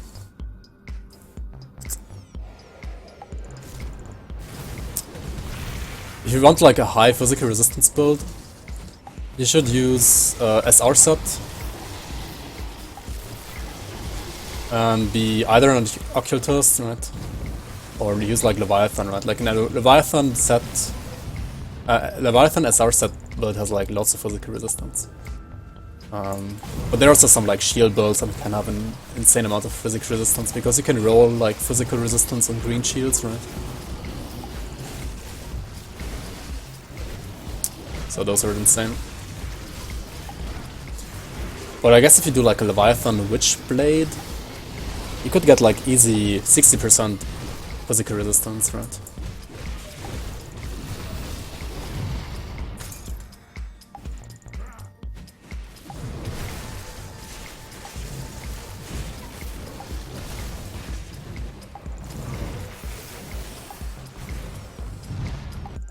Right, Bomberman.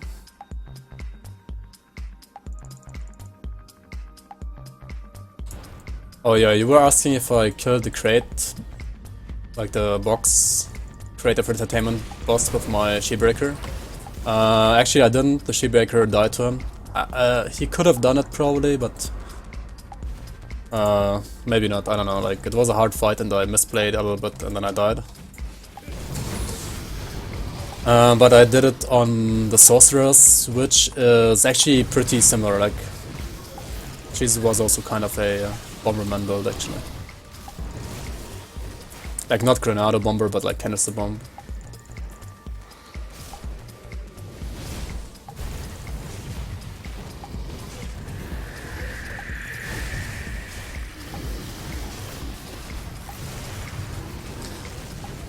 I mean, wanna breeze like through mobs like this? Well, first of all, max out all of your resistances, right?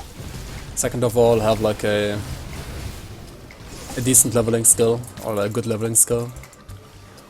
and put as many points there as possible, and that's basically it for leveling, to be honest.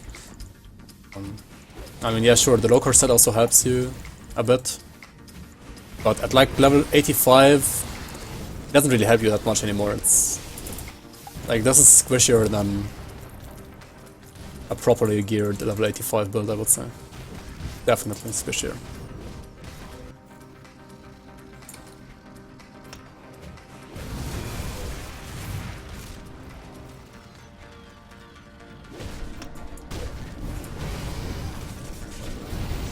As you can see sometimes, like, I'm taking some huge damage from trash mobs here.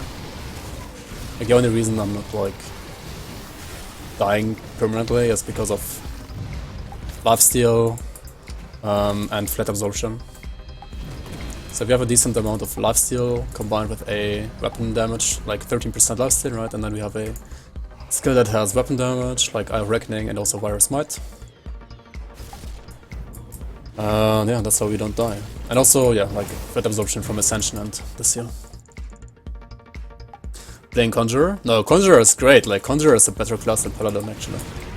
Conjurer is one of the best classes in the game, actually, I would say. Conjurer is definitely better than Paladin.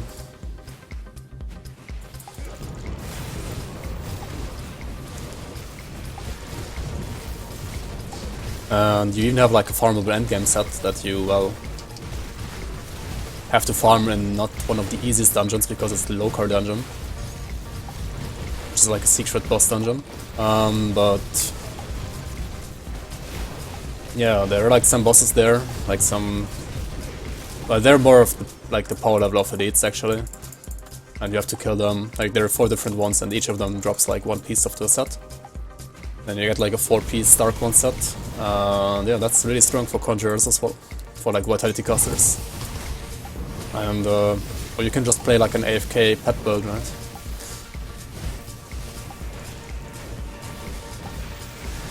Or you can just play like Lightning, right? And you can play Lightning with a 2-hander, either ranged or melee, right? Conjurer is very strong and very flexible.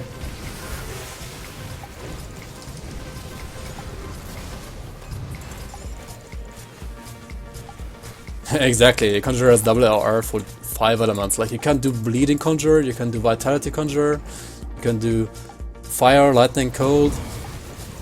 Yeah, I mean, Fire Conjurer is not gonna be good, because you have RR for the Fire, but you don't have any scaling for that. But it's gonna be good for Lightning, it's gonna be mediocre for Cold, it's gonna be even worse for Fire, but it's like pretty good for Lightning, pretty good for Bleed, and super good for Vitality, and just as good as, and also like just as good for Vitality. I mean, for, what am I saying? Just as good for pet builds, like pet builds being like the 6th way of building it, I guess. And you can do like Lightning pets,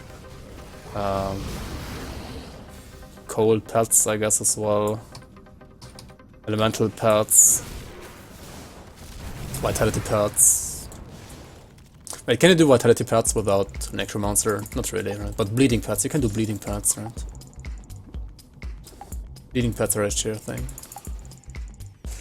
No guys, no nothing, just trying my luck. I mean, yeah, I mean, you should like try the game on your own at first as well. Like, try your own luck at the game first. I mean, Grim Dawn is pretty complex, but you can come up with some like self-made builds as well without some guides, and some like of the beginner guides are pretty easy to just like come up with yourself as well, right? You don't really need a guide for those if you're like experienced with the RPGs and know what you're doing.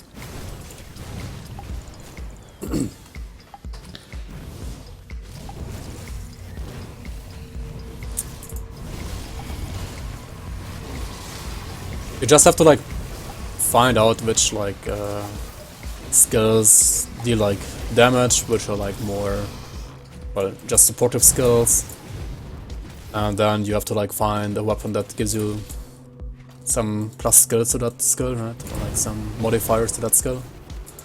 And then you're good to go, basically. Hybrid Lightning Pet Conjurer is where it's at. Hybrid builds, I don't know. I mean, that's an obvious kappa, but... You can actually do like a hybrid cold pet build. But I think you should go for Trickster if you wanna do that.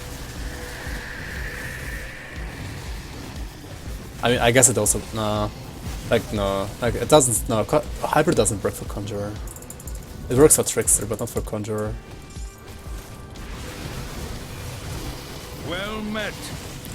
Yo, Tadisuk, thank you so much for the follow. Welcome to the stream. Welcome, welcome. I mean, it doesn't really work in the sense of like being a top tier build, but it's okay.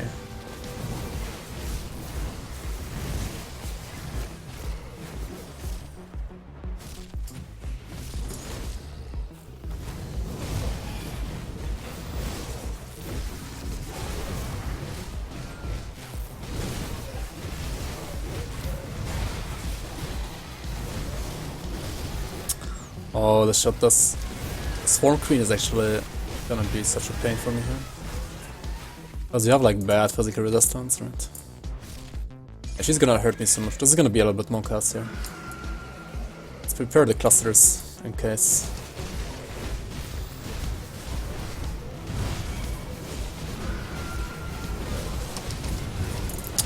Oh, what the hell? Like I had Ascension and fucking seat up and she still like almost killed me.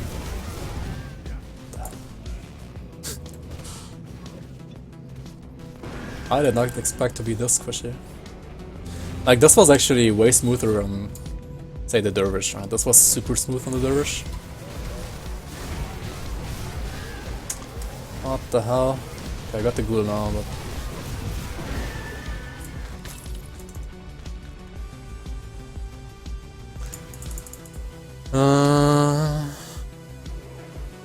Getting the hang of it little by little, read some guides and mechanics, but that's it. I didn't want to go with the build guide because I know they are heavily grid dependent.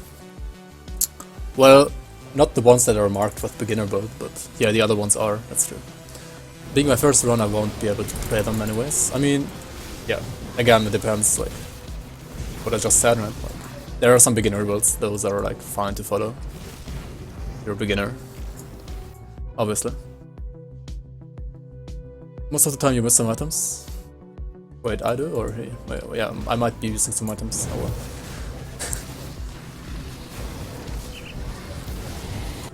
well.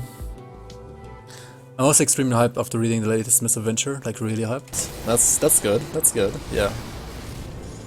Even Dicky tuned in, right? Even Dicky's gonna play again. I mean, it's obvious, like, the biggest free content update since, like, forever, or, like, since ever.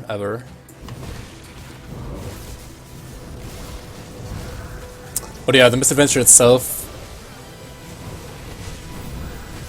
Like, Xantai made that misadventure in a way that people cannot, like, criticize anything, right? Because he only showed us pretty pictures, and that's it.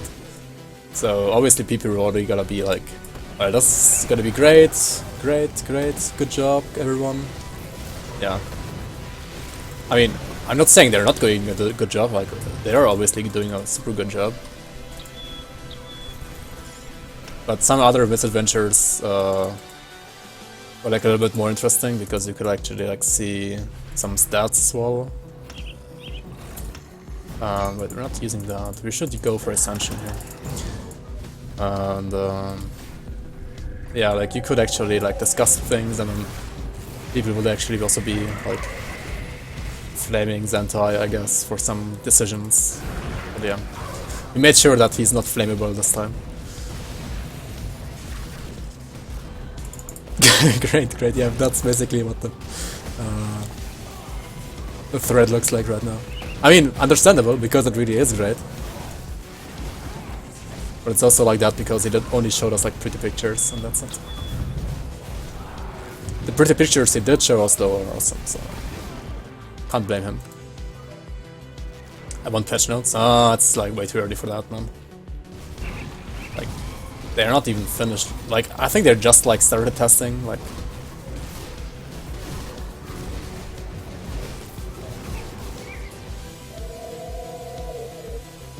Maybe this week or something, I don't know. Or like last week, maybe. I don't know. Maybe it's only internal testing so far, not even external, like not even playtester testing yet.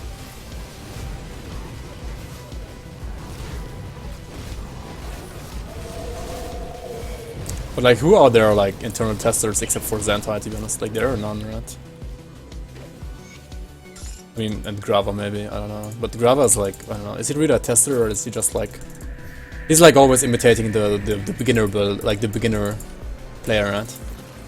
Like when Create wants to know like how the game's gonna be for a beginner, they're just like, say like, hey Grava, why don't you play this game again, right?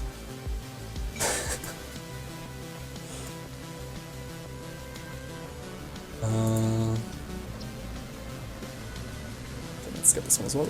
Perfect.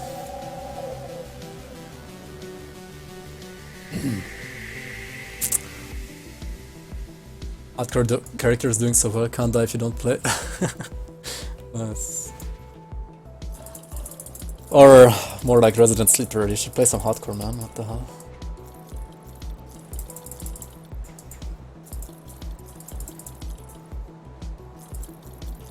Okay, so this is actually an 84 legendary, we're gonna keep that one. The Black Star of the Seed is not a bad item, we should also keep it, I guess, yeah.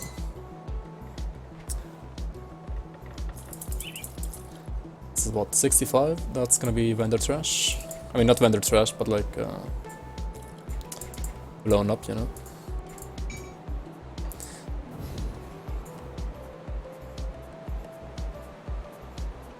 Yeah, it's more like a commercial for the patch, right? True. The only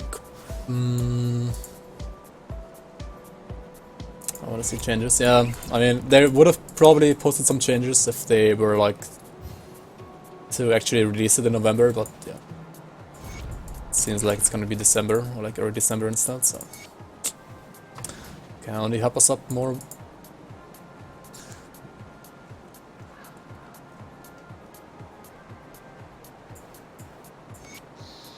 Since I don't have that much knowledge about the game, balance changes mean little to me. I do like the pretty pictures. Yeah, that's also true. Like, there are actually many, like... It was kind of funny, right? Like, when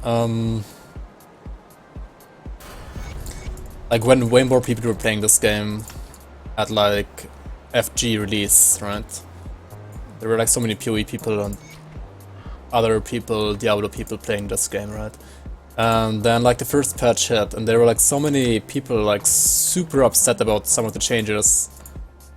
And most of those people played like one build, maybe. I mean, okay, sure, some of them were like upset because they played that one build. But then again, Grim Dawn is not a build, like it's not supposed to be a game like Diablo where you only play one build and that's it, and then you like just play it for Paragon levels. No, it's supposed to be like a game where you play different characters, not only one. And then there are also like other people who had like no actual idea about like endgame balancing and were like still complaining. Yeah, like most of those nerfs didn't even affect them in the slightest. Or like they were still gonna be able to do the same content, just not as fast maybe. But I don't know, like as long as you're like able to do the content within a certain range of time, the build is viable, right? And Grim Dawn's philosophy is not to have like the builds be more and more and more OP, right? Like we want the game to be at least a little bit balanced, right? So, right, why is it not working? Oh, maybe the bot is asleep. Better HD. Maybe you have to like be a bit patient and.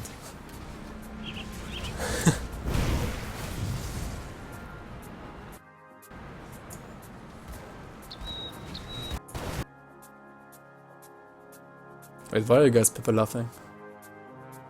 Forcing Ravna to watch you destroy her eggs. I wanna make omelette. That perhaps. To be honest, the only complaint about this game is that some sets are so bad that they're good looking, like the Sentinel 3 and Void Soul. I want them to be buffed so bad. I mean, yeah, they're a little bit bad, that's true. Like, they're so bad because Crucible, like, min-maxers say they're so bad, right? Because the set doesn't, like, clear Crucible and, like, lightning speed, like, not below 7 or 8 minutes, probably. And that's what it, like, I don't know, like, when people on the forums say, like, a set is terrible, it doesn't mean it's not, like, viable. It only means that, like, it's gonna be, like, a minute or half a minute slower than the top tier things, right? And most people are already gonna say, like, just because of that, the build is, like, the set is trash or something. That said, I still want them to be buffed as well, because I would like to have, like,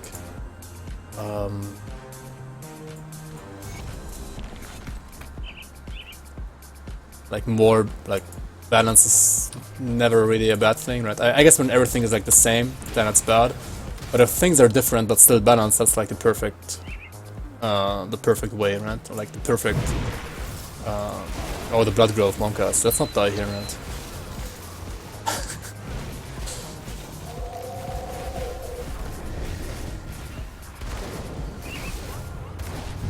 It's like the perfect state of a game, right? When you have like different options and all of those are viable, and some of them are like maybe a little bit better for, say, content A, and some of them are better for content B, right?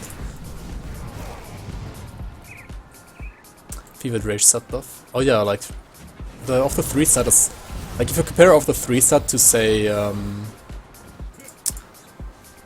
what's it called? Perdition set, right? Perdition set is just better overall, like if you want to go for like a full set. The only, like, time you use path of the 3 or like armor of the 3 sets is when you don't build around the set, right? When you just use the individual pieces. Like, I think the shoulder piece is pretty good, and maybe also the chest piece.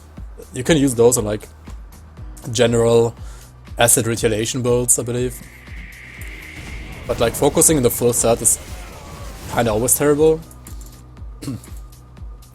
And that's mostly because,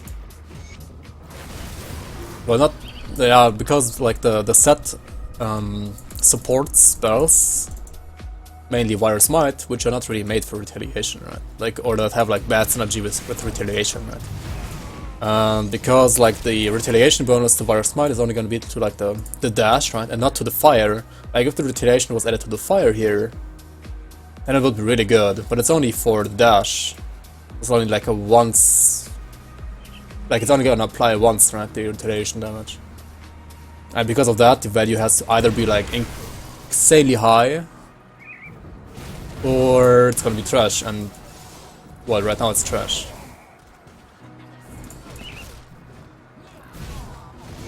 Just how Radagon Shoulder is good. I mean, Radagon Shoulder is good, actually. It's okay. I mean, sure, it's worse than like a GG rolled Valderan Shoulder, but it's a good standalone legendary. Has pretty good resistances and also stun resistance on top. Like, how do you get, like, how many shoulder pieces have stun resistance? Not that many, right? It's pretty solid.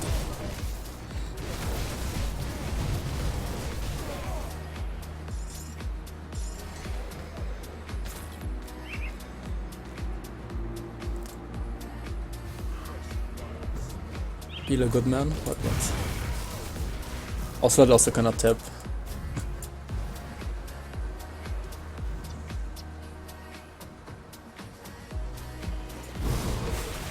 Yeah, can't do Crucible in under 6 minutes, that is trash, yeah. God, I hate that mindset, like, what the hell, like, it doesn't really, like, factor in some of the, like, sub 6 minute builds, only doing, like, sub 6 minutes every, like, I don't know, like 75% of the time, because like the character's gonna die like every 4th run. And if you factor in those deaths as well, then like average time is obviously like way higher.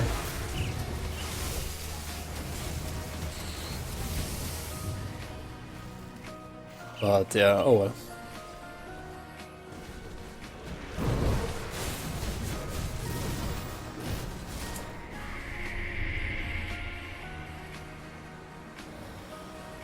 About Curse of Frailty?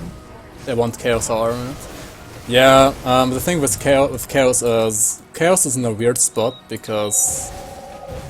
Chaos is probably the only damage type where you don't have... like, scaling... masteries and resistance reduction masteries, like, together in one mastery, right? Like, you have Occultist, which is like a Chaos scaling mastery, but Occultist doesn't have RR. And then you have, you almost dying. And the fucking Blood Grove again. Oh yeah, Manticores are scary, like, don't do this. Don't just, like, blindly charge into Manticores while talking to Twitch chat. Holy Warcast, dude.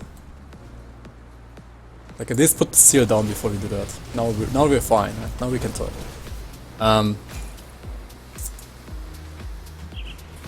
So...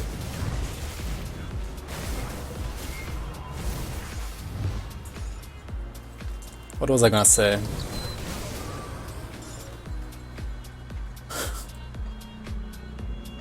No, that stressed me out too much. So yeah, for example, the Occultist class mastery is like a Chaos scaling mastery, but it doesn't have RR. But Pyromancer, I mean, Demo has Chaos RR, but doesn't really have Chaos scaling. A little bit on Fire Strike, but that's it. And also on Thermite Mine, but I mean, that's the RR skill anyway, so that's not really not that good for damage. At least most of the time. Cyclone set tends to disagree, but that's gonna be nerfed probably. Or that already got nerfed, I don't know actually. And then you have Inquisitor, which also has Chaos resistance reduction for some reason, and doesn't have like a single Chaos scaling ability, or like any percent, like global percent Chaos scaling, right? So what are you supposed to do for a Chaos build, right? You can choose to go for like double RR, which would be a Purifier, but have like 0 scaling whatsoever. Or you can go for like Occultist and one of the other two. Have like good scaling, but not that high RR, right? I mean, I think Pyromancer is kind of fine in some cases, as for example when it comes to Obsidian Juggernaut, right? Because items like the Obsidian Juggernaut allow you to have Hellfire Mine at 22 out of 12, so like giving you 50% Chaos resistance reduction, and also have like a mod to COF that gives you another 15% Chaos RR. But yeah, by default, Chaos is pretty bad. There are only some items that kinda enable Chaos. But even with those enabling items, Chaos is still a little bit lackluster. So yeah, a lot of people want like just some RR to Curse of Frailty, which is understandable. And I wouldn't mind like a low amount on the base skill, I guess. Maybe like, I don't know, 10% or something like that. Or 20%.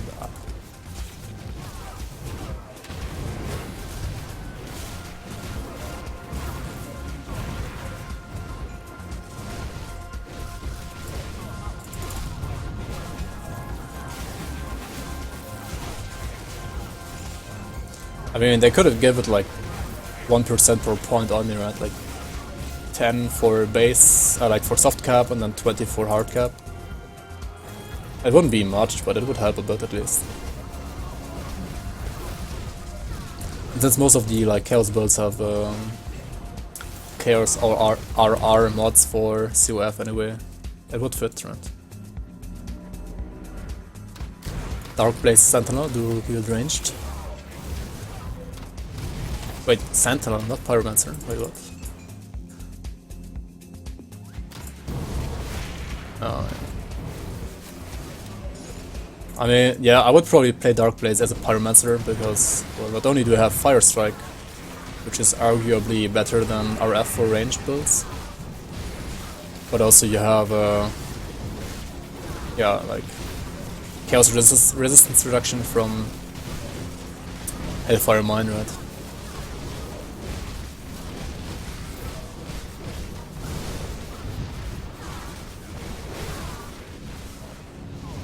I think Darkblaze Pyro is actually okay, like, he's doing pretty well.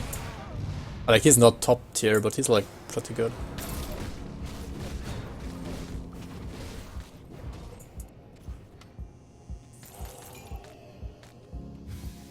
Wait, does Darkblaze even give you anything for Oathkeeper? Like, does it convert RF to Chaos or something?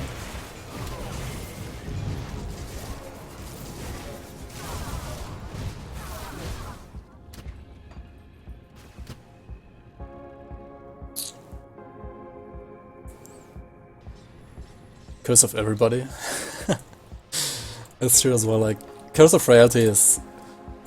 That's the weird thing, right? Like, people want, or like kinda agree on having a skill buff that is already, like a skill buff that is already kinda overloaded already. They could give Pox Chaos RR as well, right? Like, Pox is an ability that can also have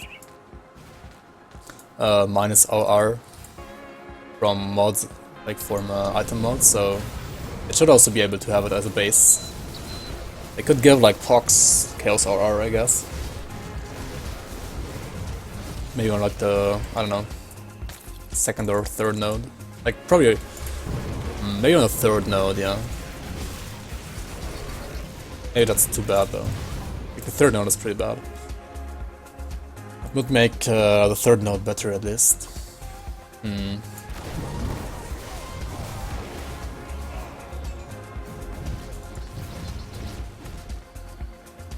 Ranged weapons without piercing bullets.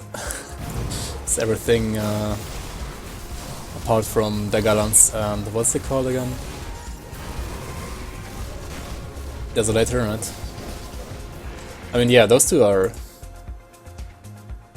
one of the best range builds, obviously.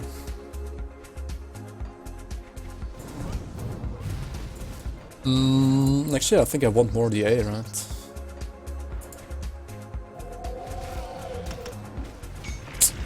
Or Ascension or more DA? That's the question, right?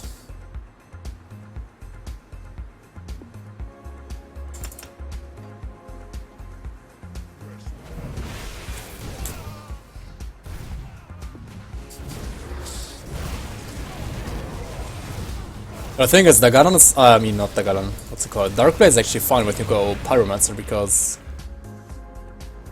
the last node of Fire Strike, Brimstone, gives you a lot of AoE.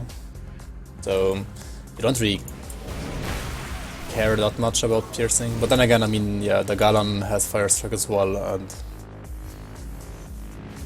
Desolator as well, right? Those are all Fire Strike builds.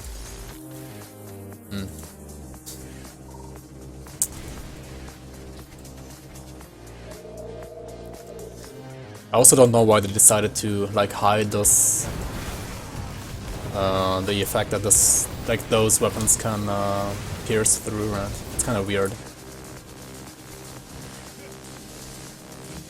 Like, why doesn't it say the tooltip? Like, what the fuck, right? It's, I don't know. Like, they think it's cool or something for some reason. It's so weird.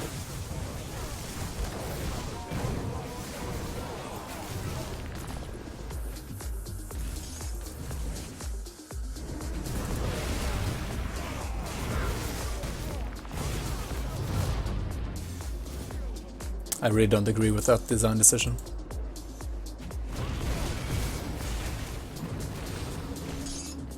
Like, what's the fun in, like, having people not know what a weapon does? And then they're gonna be like, well, it says so in the, like, flavor description. But dude, there's so much, like, trash written in flavor descriptions. Like, are you, like, who the fuck is gonna read, like, every single flavor description of every weapon, right? Like, some of them are pretty funny, yeah, but... most, like, literally all of them are useless, except for the ones on Dagalan and... like, what?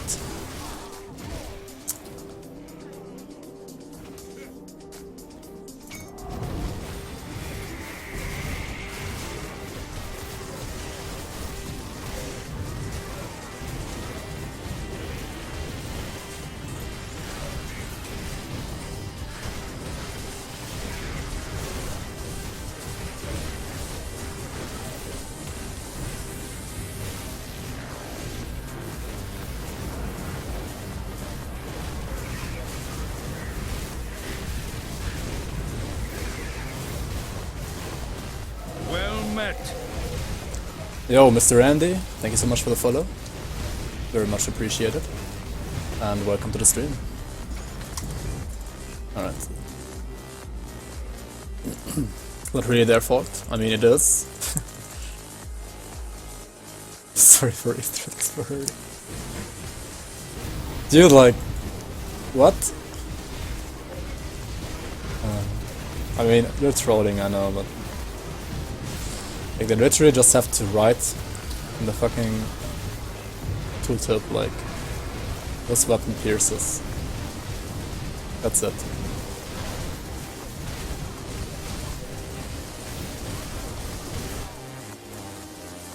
And the funny thing is, like, they're not even pierce weapons, right? Like,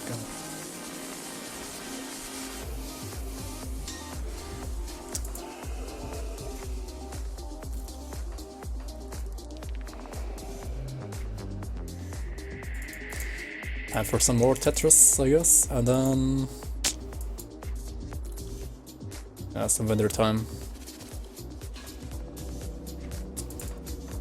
Well met. Really need some vendor time here. I do a lot. Thank you so much for the follow. How are you doing? And is it a lot? They don't even know. It doesn't say. I mean, maybe they're like, it says so on Grim Tools, so people know, right?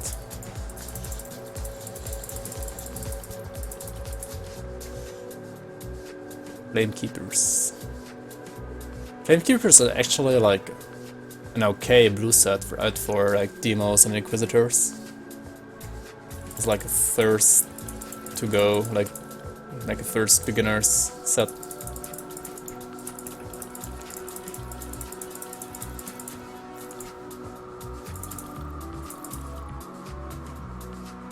Same goes for Blind Assassin. I mean, this one is even better. This one can even be used like in the very end game. Oh, Night Blades.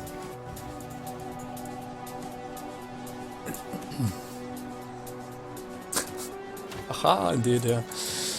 Yeah, sorry about that joke.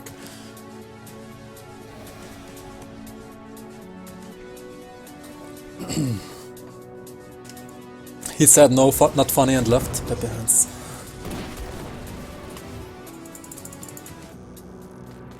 Gotta go. Alright. Take care, Renan. Thanks for stepping by. Have a nice evening, whatever you're gonna do.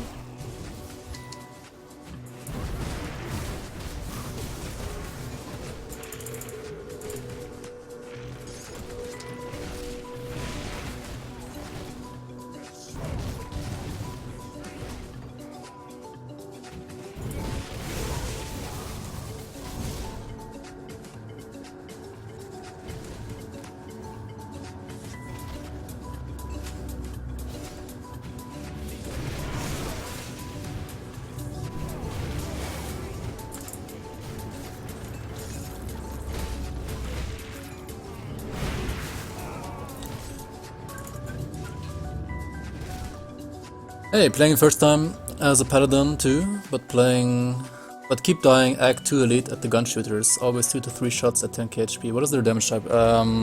It's mainly pierce damage, so you should like try to, yeah, for Act 2 you always have to kind of make sure to have 80% piercing resistance. Also they have some fire damage, so like fire at 80% doesn't hurt as well. Act 2 is mostly like piercing damage, physical damage, so you have to like get decent armor, like more than this, my armor is shit. Physical resistance is on page 3 actually, as you can see here. So like piercing at 80%, fire at 80%, lightning maybe a little bit higher as well, and then like the later gun shooters are also going to be Aether enhanced, so Aether is going to be important as well later. Like in the later parts of Act 2. And yeah, like some physical resistance doesn't hurt. Maybe like up to 20% is okay. And yeah, armor is also okay. Like in Elite, I don't know, like how much armor do you want in Elite? Maybe 800, something like that, I don't know. No, probably less, right? Like it depends on your level as well. I actually have like I don't really know that much about armor at certain levels because I'm mostly using this set, which has like no armor anyways. It's like leveling set.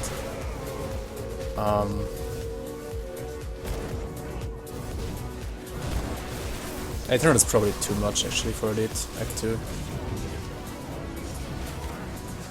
Let's get the secret chest here. Pierce at 0? Well, okay, that's why you're dying then, yeah. Yeah, like the bullets, they pierce through your armor, so yeah, they deal piercing damage. And also some physical, as I said, and well, those that shoot fire, they deal fire. And those that shoot Aether, they deal Aether. So, good ways to cap out your pierce resistance are, well, get armor that has piercing resistance on it. And then there are also some components, like check out the 6 watch, for example. You can use that on your shoulder piece and your pants. I'm using 2 of those as well right now, actually. You can craft them at the smith under like components, and they give you like 18% pierce resistance each. So we got 18% pierce here, 18% here, like pierce and bleed. Yeah, then also maybe say you're a Nightblade, there's like a skill down here somewhere that gives you piercing resistance as well. Might want to put more skills there, like more skill points there. And then there's some devotion that also give you piercing resistance, like the eel, for example. This one gives you 10% here, and the Watcher gives you 18% here as well. So yeah, Watcher and eel are really good pierce resistance devotions as well.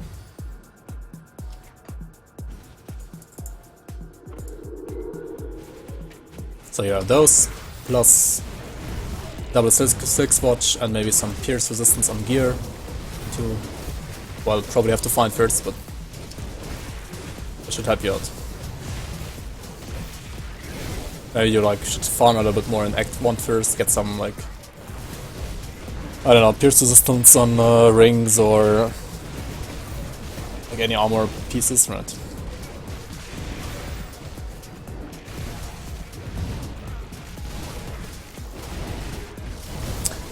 Yeah, it is hard sometimes, but you always have to like check out components.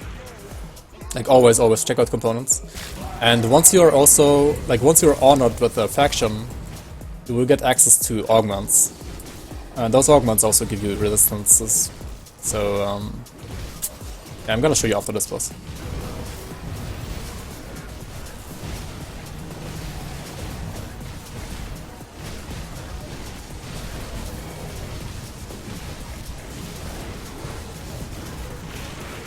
Oh yeah, also if you don't like have any gear ready that gives you pierce resistance, you can also check out the faction vendors and like the faction gear.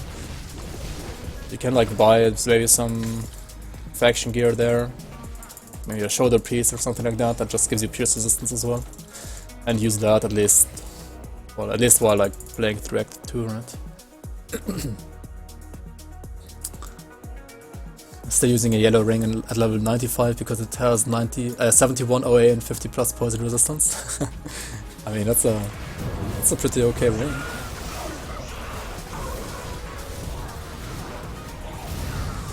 Like, resistances are basically the most important thing on gear, right? Like, not on the weapon, but on your armor and your rings. Resistances is like the most important thing. Because, yeah, I mean, if you're dead, you're not gonna be able to do any damage, right?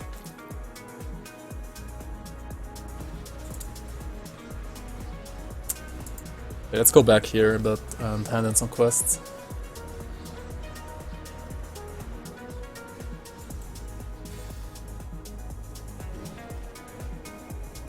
We got 3 quests here, right? Quest number 1, quest number 2, and quest number 3. And we got one more over here on the side.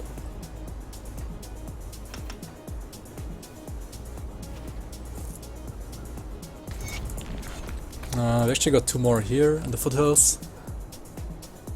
Wait, how did I not 10 in these quests? Like, I'm like at the end of Act 3 already. Oops.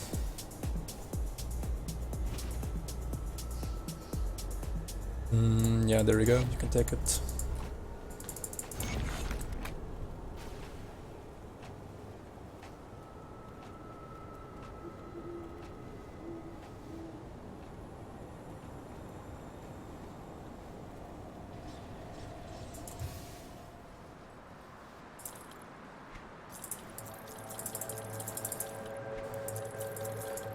Okay, so faction vendors, right?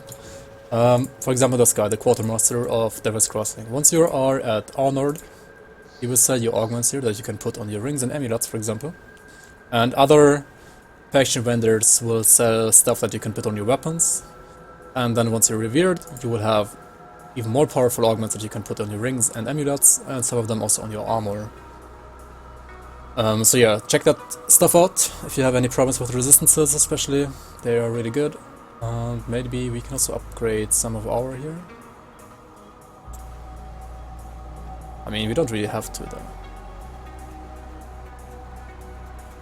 So as well vitality. I mean,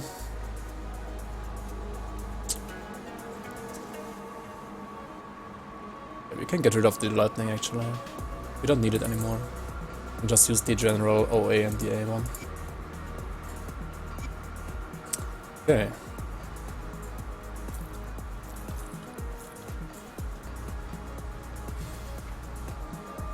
And yeah, also he says gear at like shoulder pieces at respected already, so I don't know. I mean, these don't give you... Okay, this one gives you pierce resistance actually, right? 11%, Devil's Spoders. And this one also, Devil's Cuirass, gives you 14% pierce. These are level 35 items though, so they might be a little bit weak for elite. And then they will sell like higher level versions of that at revered. So this one will give you 25% pierce resistance, and this one as well for level 70. So yeah, it might be worth it to farm up the reputation with Devil's Crossing for you. If you're not at revered yet, you can also check out the bounty table here, do some bounties, and well, level up your reputation that way.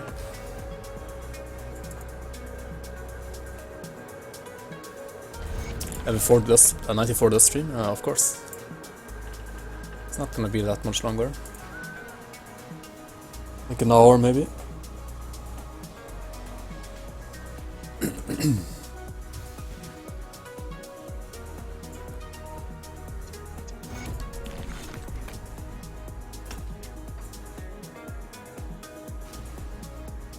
Especially when we're gonna do the Astakarn skip again, right? Do the skipperoos.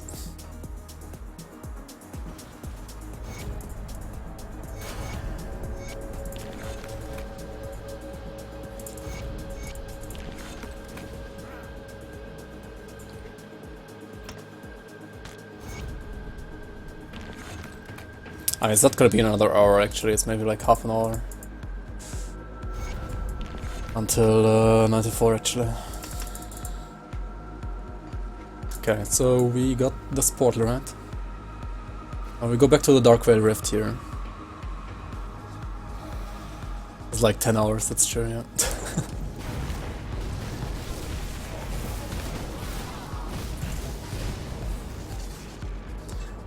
So you want to make sure that you don't kill these guys over here when you're like going through this area the first time. Yeah, we Shadow Strike here, or Chaos Strike, or Blitz, or whichever like skill you have, right? And then you click on the other portal, and we're gonna fly. Hacking again. That's just called speedrunning, man.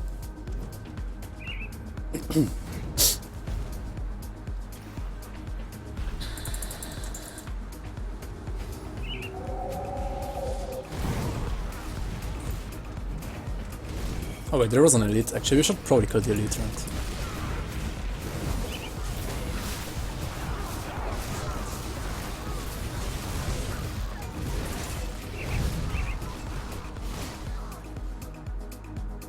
Spit running. Then we go back here. And wait, what the fuck? Go back to the same spot here. And we open our map again. Still got the mobs here, right? We Chaos Strike again on them and take the next rift.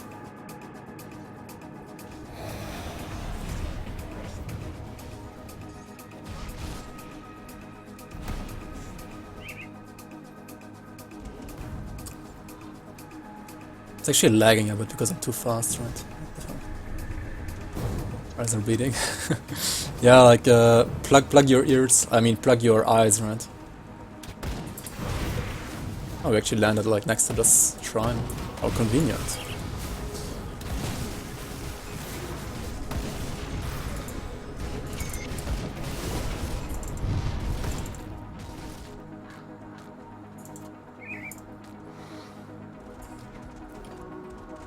And also we got the rift, as you can see, because we got it as a drive-by, right?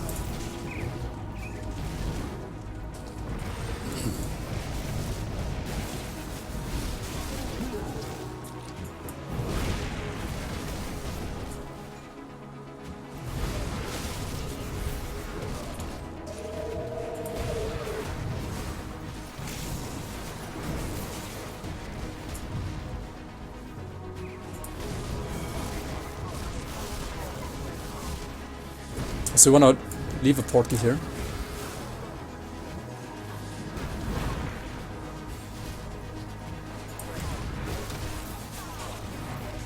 $9.9 million.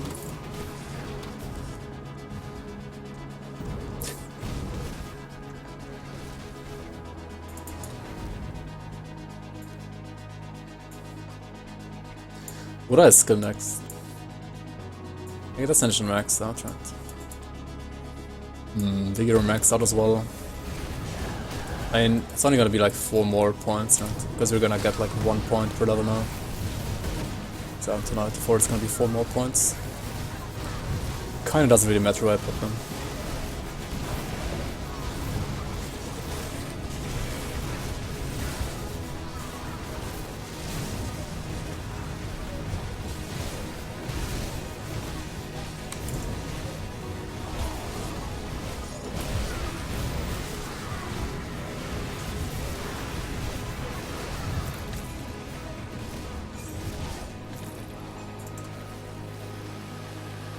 Alright, so we wanna go back to Soros Bastion, right? As a player coming from D3, I thought the more damage the better. I mean, yeah. I had the same problem as well, like, Grim Dawn was basically my first ARPG, because before Grim Dawn I only played Diablo 3, and Diablo 3 is not really an ARPG, to be honest. Like, Diablo 3 is like an arcade game. So, yeah. If you only have Diablo 3 experience, then you will hit the walls very often in this game. Which is fine, just like, don't give up and try to learn the game, and once you learn it, it's gonna feel even more satisfying than playing Diablo 3 ever was for you. So you got 1 more point here. Where do you put this? Probably the A, I guess.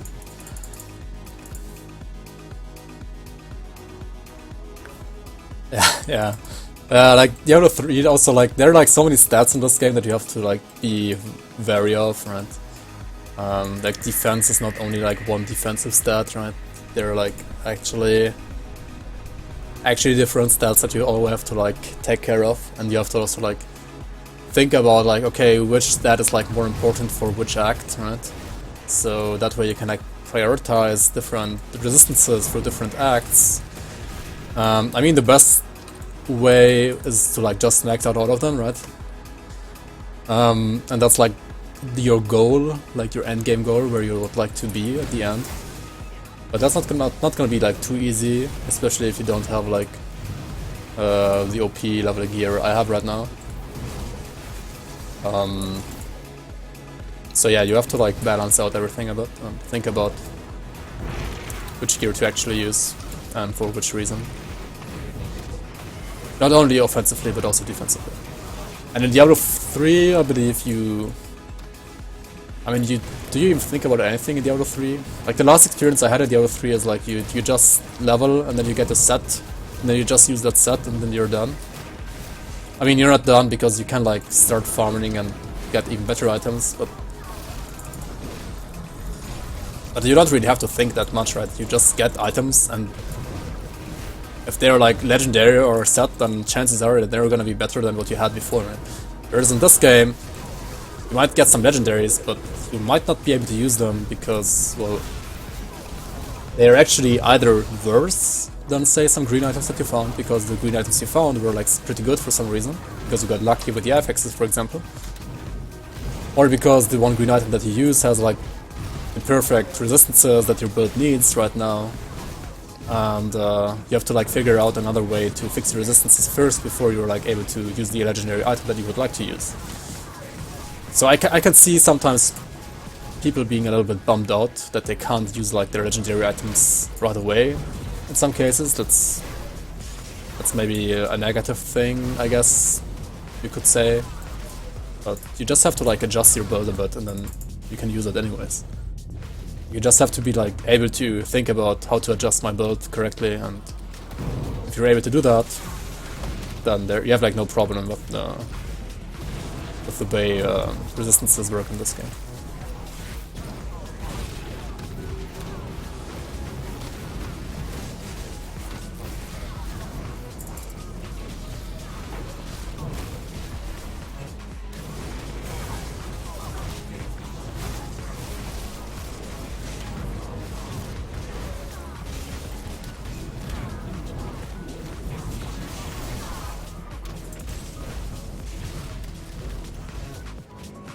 At least on the higher difficulties. Like, I mean, if you don't want to think in Grim Dawn, then you can just play normal difficulty, right? I mean, you don't really have to think in normal.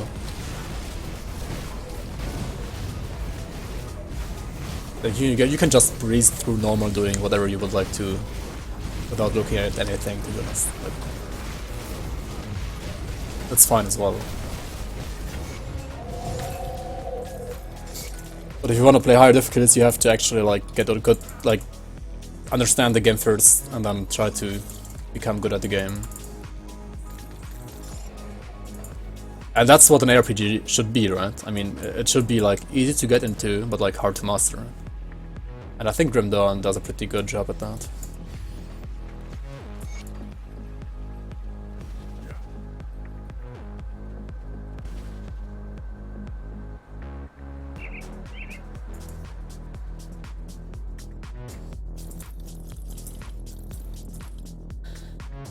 Infernal of Scorching. Well, too bad this is not a fire weapon.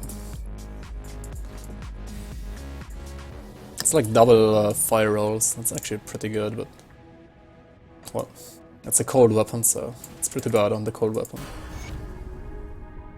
So we are 92, and we only have, what, one guy remaining, right? We have Lucius remaining.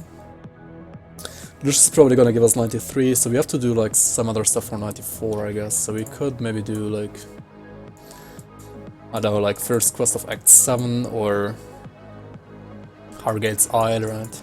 Stuff like that. Because I don't really want to do, like, anything that goes past for Lycan. Necropolis is a little bit monk-ass with the low core set, actually, like the Tyrants. The Chthonian Tyrants, they can just, like, if you're not careful, they can just one-shot you with low core set, and yeah, killing stuff like Logorian is also not gonna be that easy with low core set and ultimate.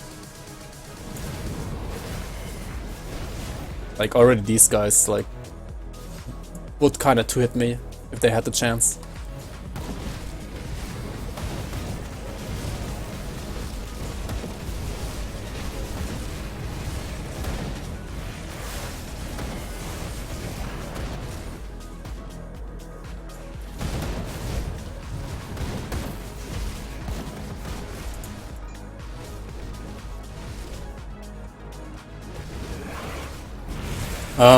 But there's, like, one slot in this game where damage actually matters, like, at all stages, and that's your weapon slot. Like, for your weapon, you should always go for, like, most damage. Because also like the faster you kill stuff, the less they're gonna hit you, right? So kill speed is still important. It's not all about defense. But you have to have like a certain amount of defense to like not die anyway.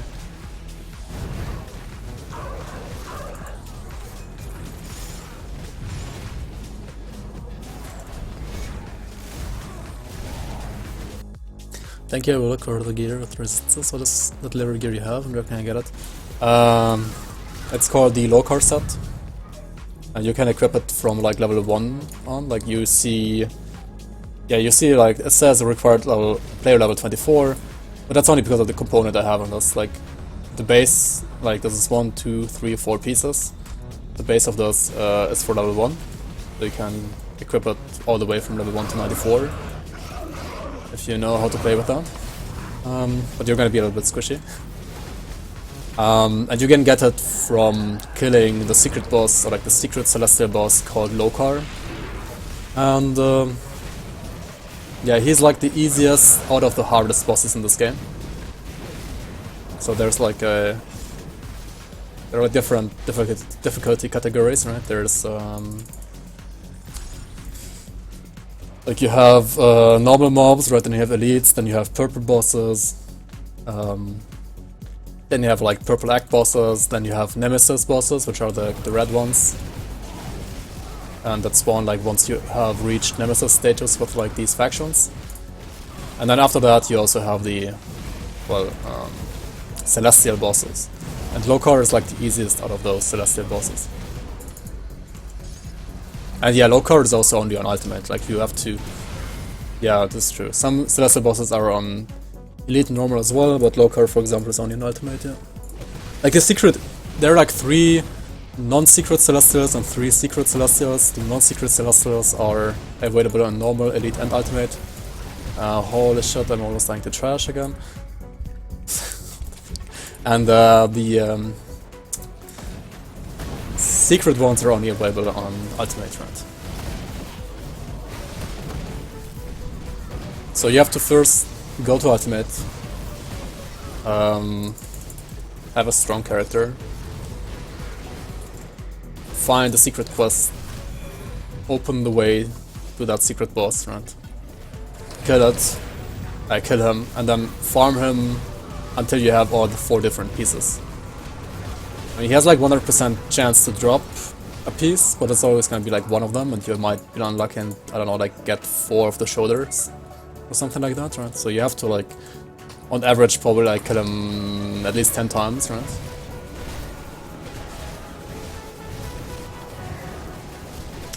What the fuck, Lucius is also... Yeah, like my physics resistance is really bad on this character, I feel like. So I have to dodge this one and dodge this one, right? And then we can engage again.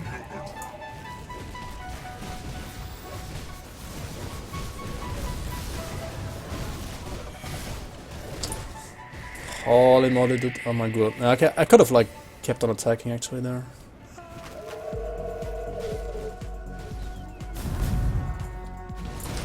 Because I still had my ghoul up. Oh well.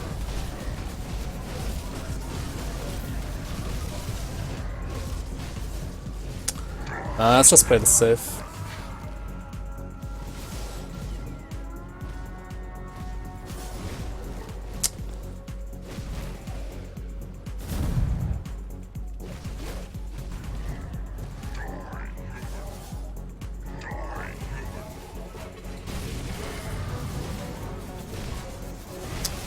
What the hell? There we go. Yeah, I've seen people die to Lucius actually. You have to be a little bit careful.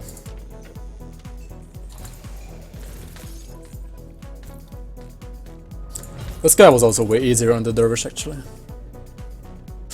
Yeah, you are far away from Lokars, that's true. It will take you like a couple of hundred of hours until you are able to kill him probably.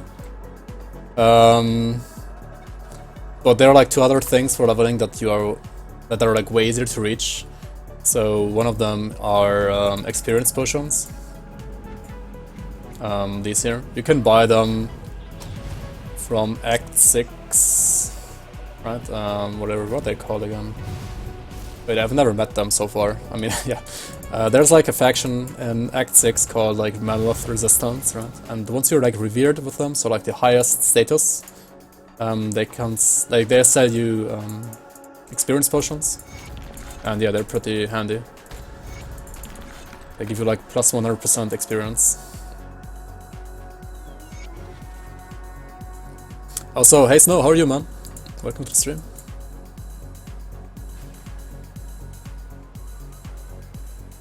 Nice to see you.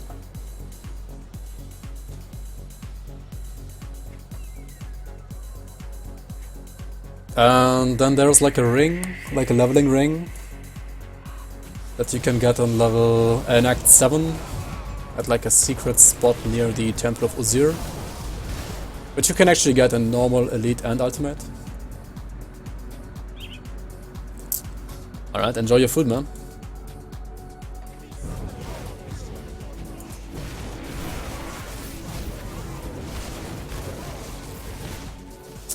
What the hell? I don't know why this guy feels so squishy, but he somehow feels like super squishy. Like he feels way squishier than say the Dervish or also squishier than the Pyromancer actually. But then again, the Pyromancer doesn't have to like face tank stuff, right? The Pyromancer is just a caster. You can just like not get hit.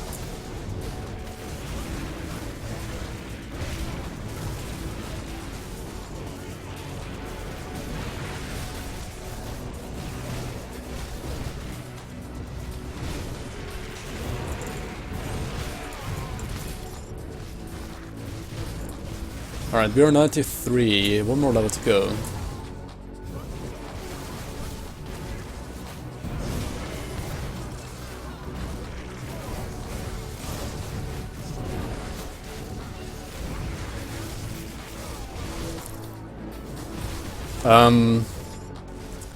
But yeah, I do a lot. Almost all of my builds that you will find on YouTube, for example, like all of my builds that I did highlights for, they are able to defeat Lokar. I mean, you can just write like ! builds in my chat, right, and you will find like a Google Docs of my builds. Then it will say like, whenever it says like Lokar kill, then that means that that specific build was like able to kill Lokar, and you could in theory like farm Lokar on that character. And I think that's almost all of my builds.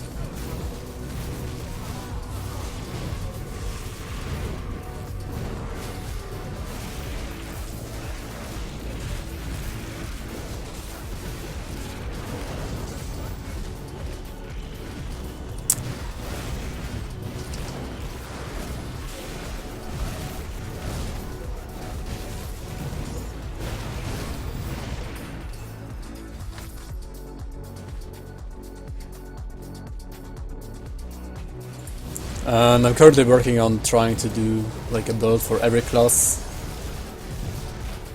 And also I'm gonna try to also, yeah, like kill Lokar on all of those builds as well. So we will have like a Lokar killer for every class.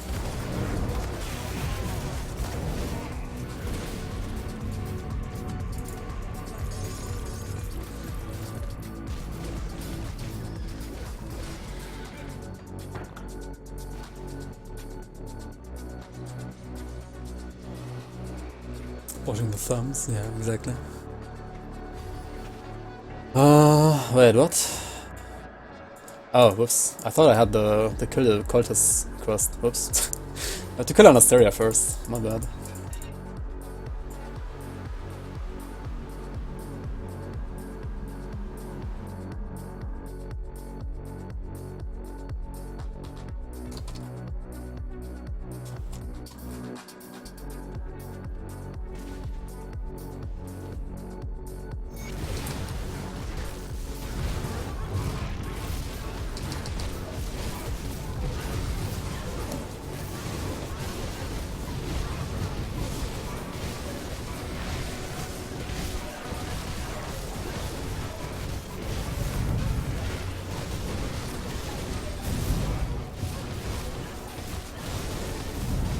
Yeah, we should like move out of this devastation stuff here.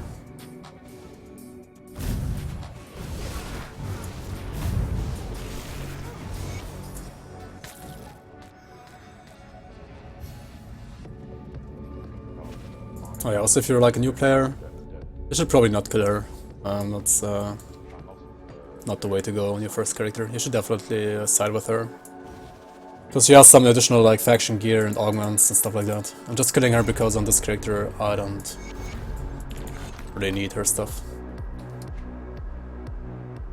And that way I have like Black Legion on Revered a little bit faster. Actually, why don't I have not bonus reputation for Agdenbog? Oh well, whoops. So where are we gonna go? We can go for the Depraved Sanctuary, or we can go for Hargate's Isle for 94, right? One of those two will do.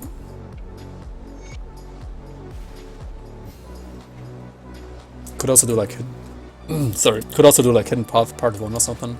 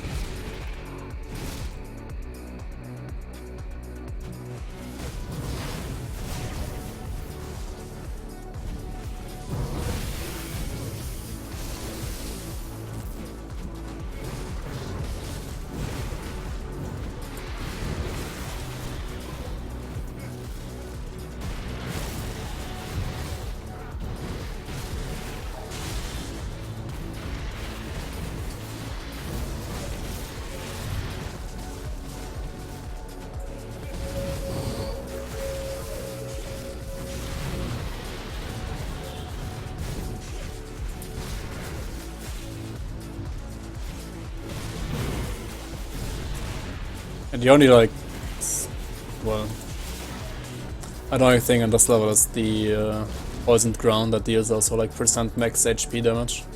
So you cannot get any resistances against that. Like actually all the ground effects on Grim Dawn, like no matter how they look, like if they're like lava or if they're aether ground or if they're like poisoned ground like this, they will always deal % max HP damage.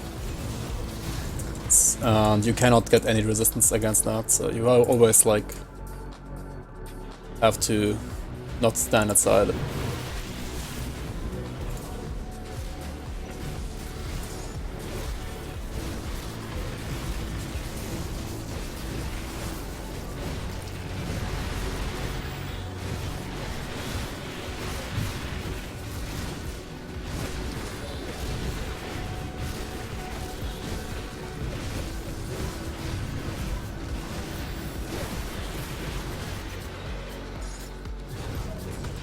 But yeah, the boss here is fairly easy, so if you're missing some experience, just do this boss. And yeah, get the formula.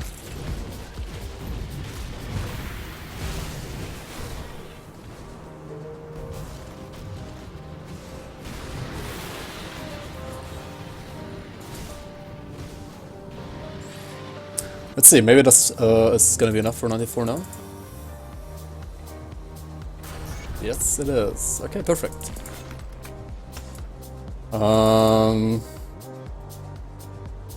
So yeah, that's gonna be it for the level 1 to 94 on the Paladin. For those of you watching from YouTube, thank you so much for watching, and I'm gonna see you on the next one.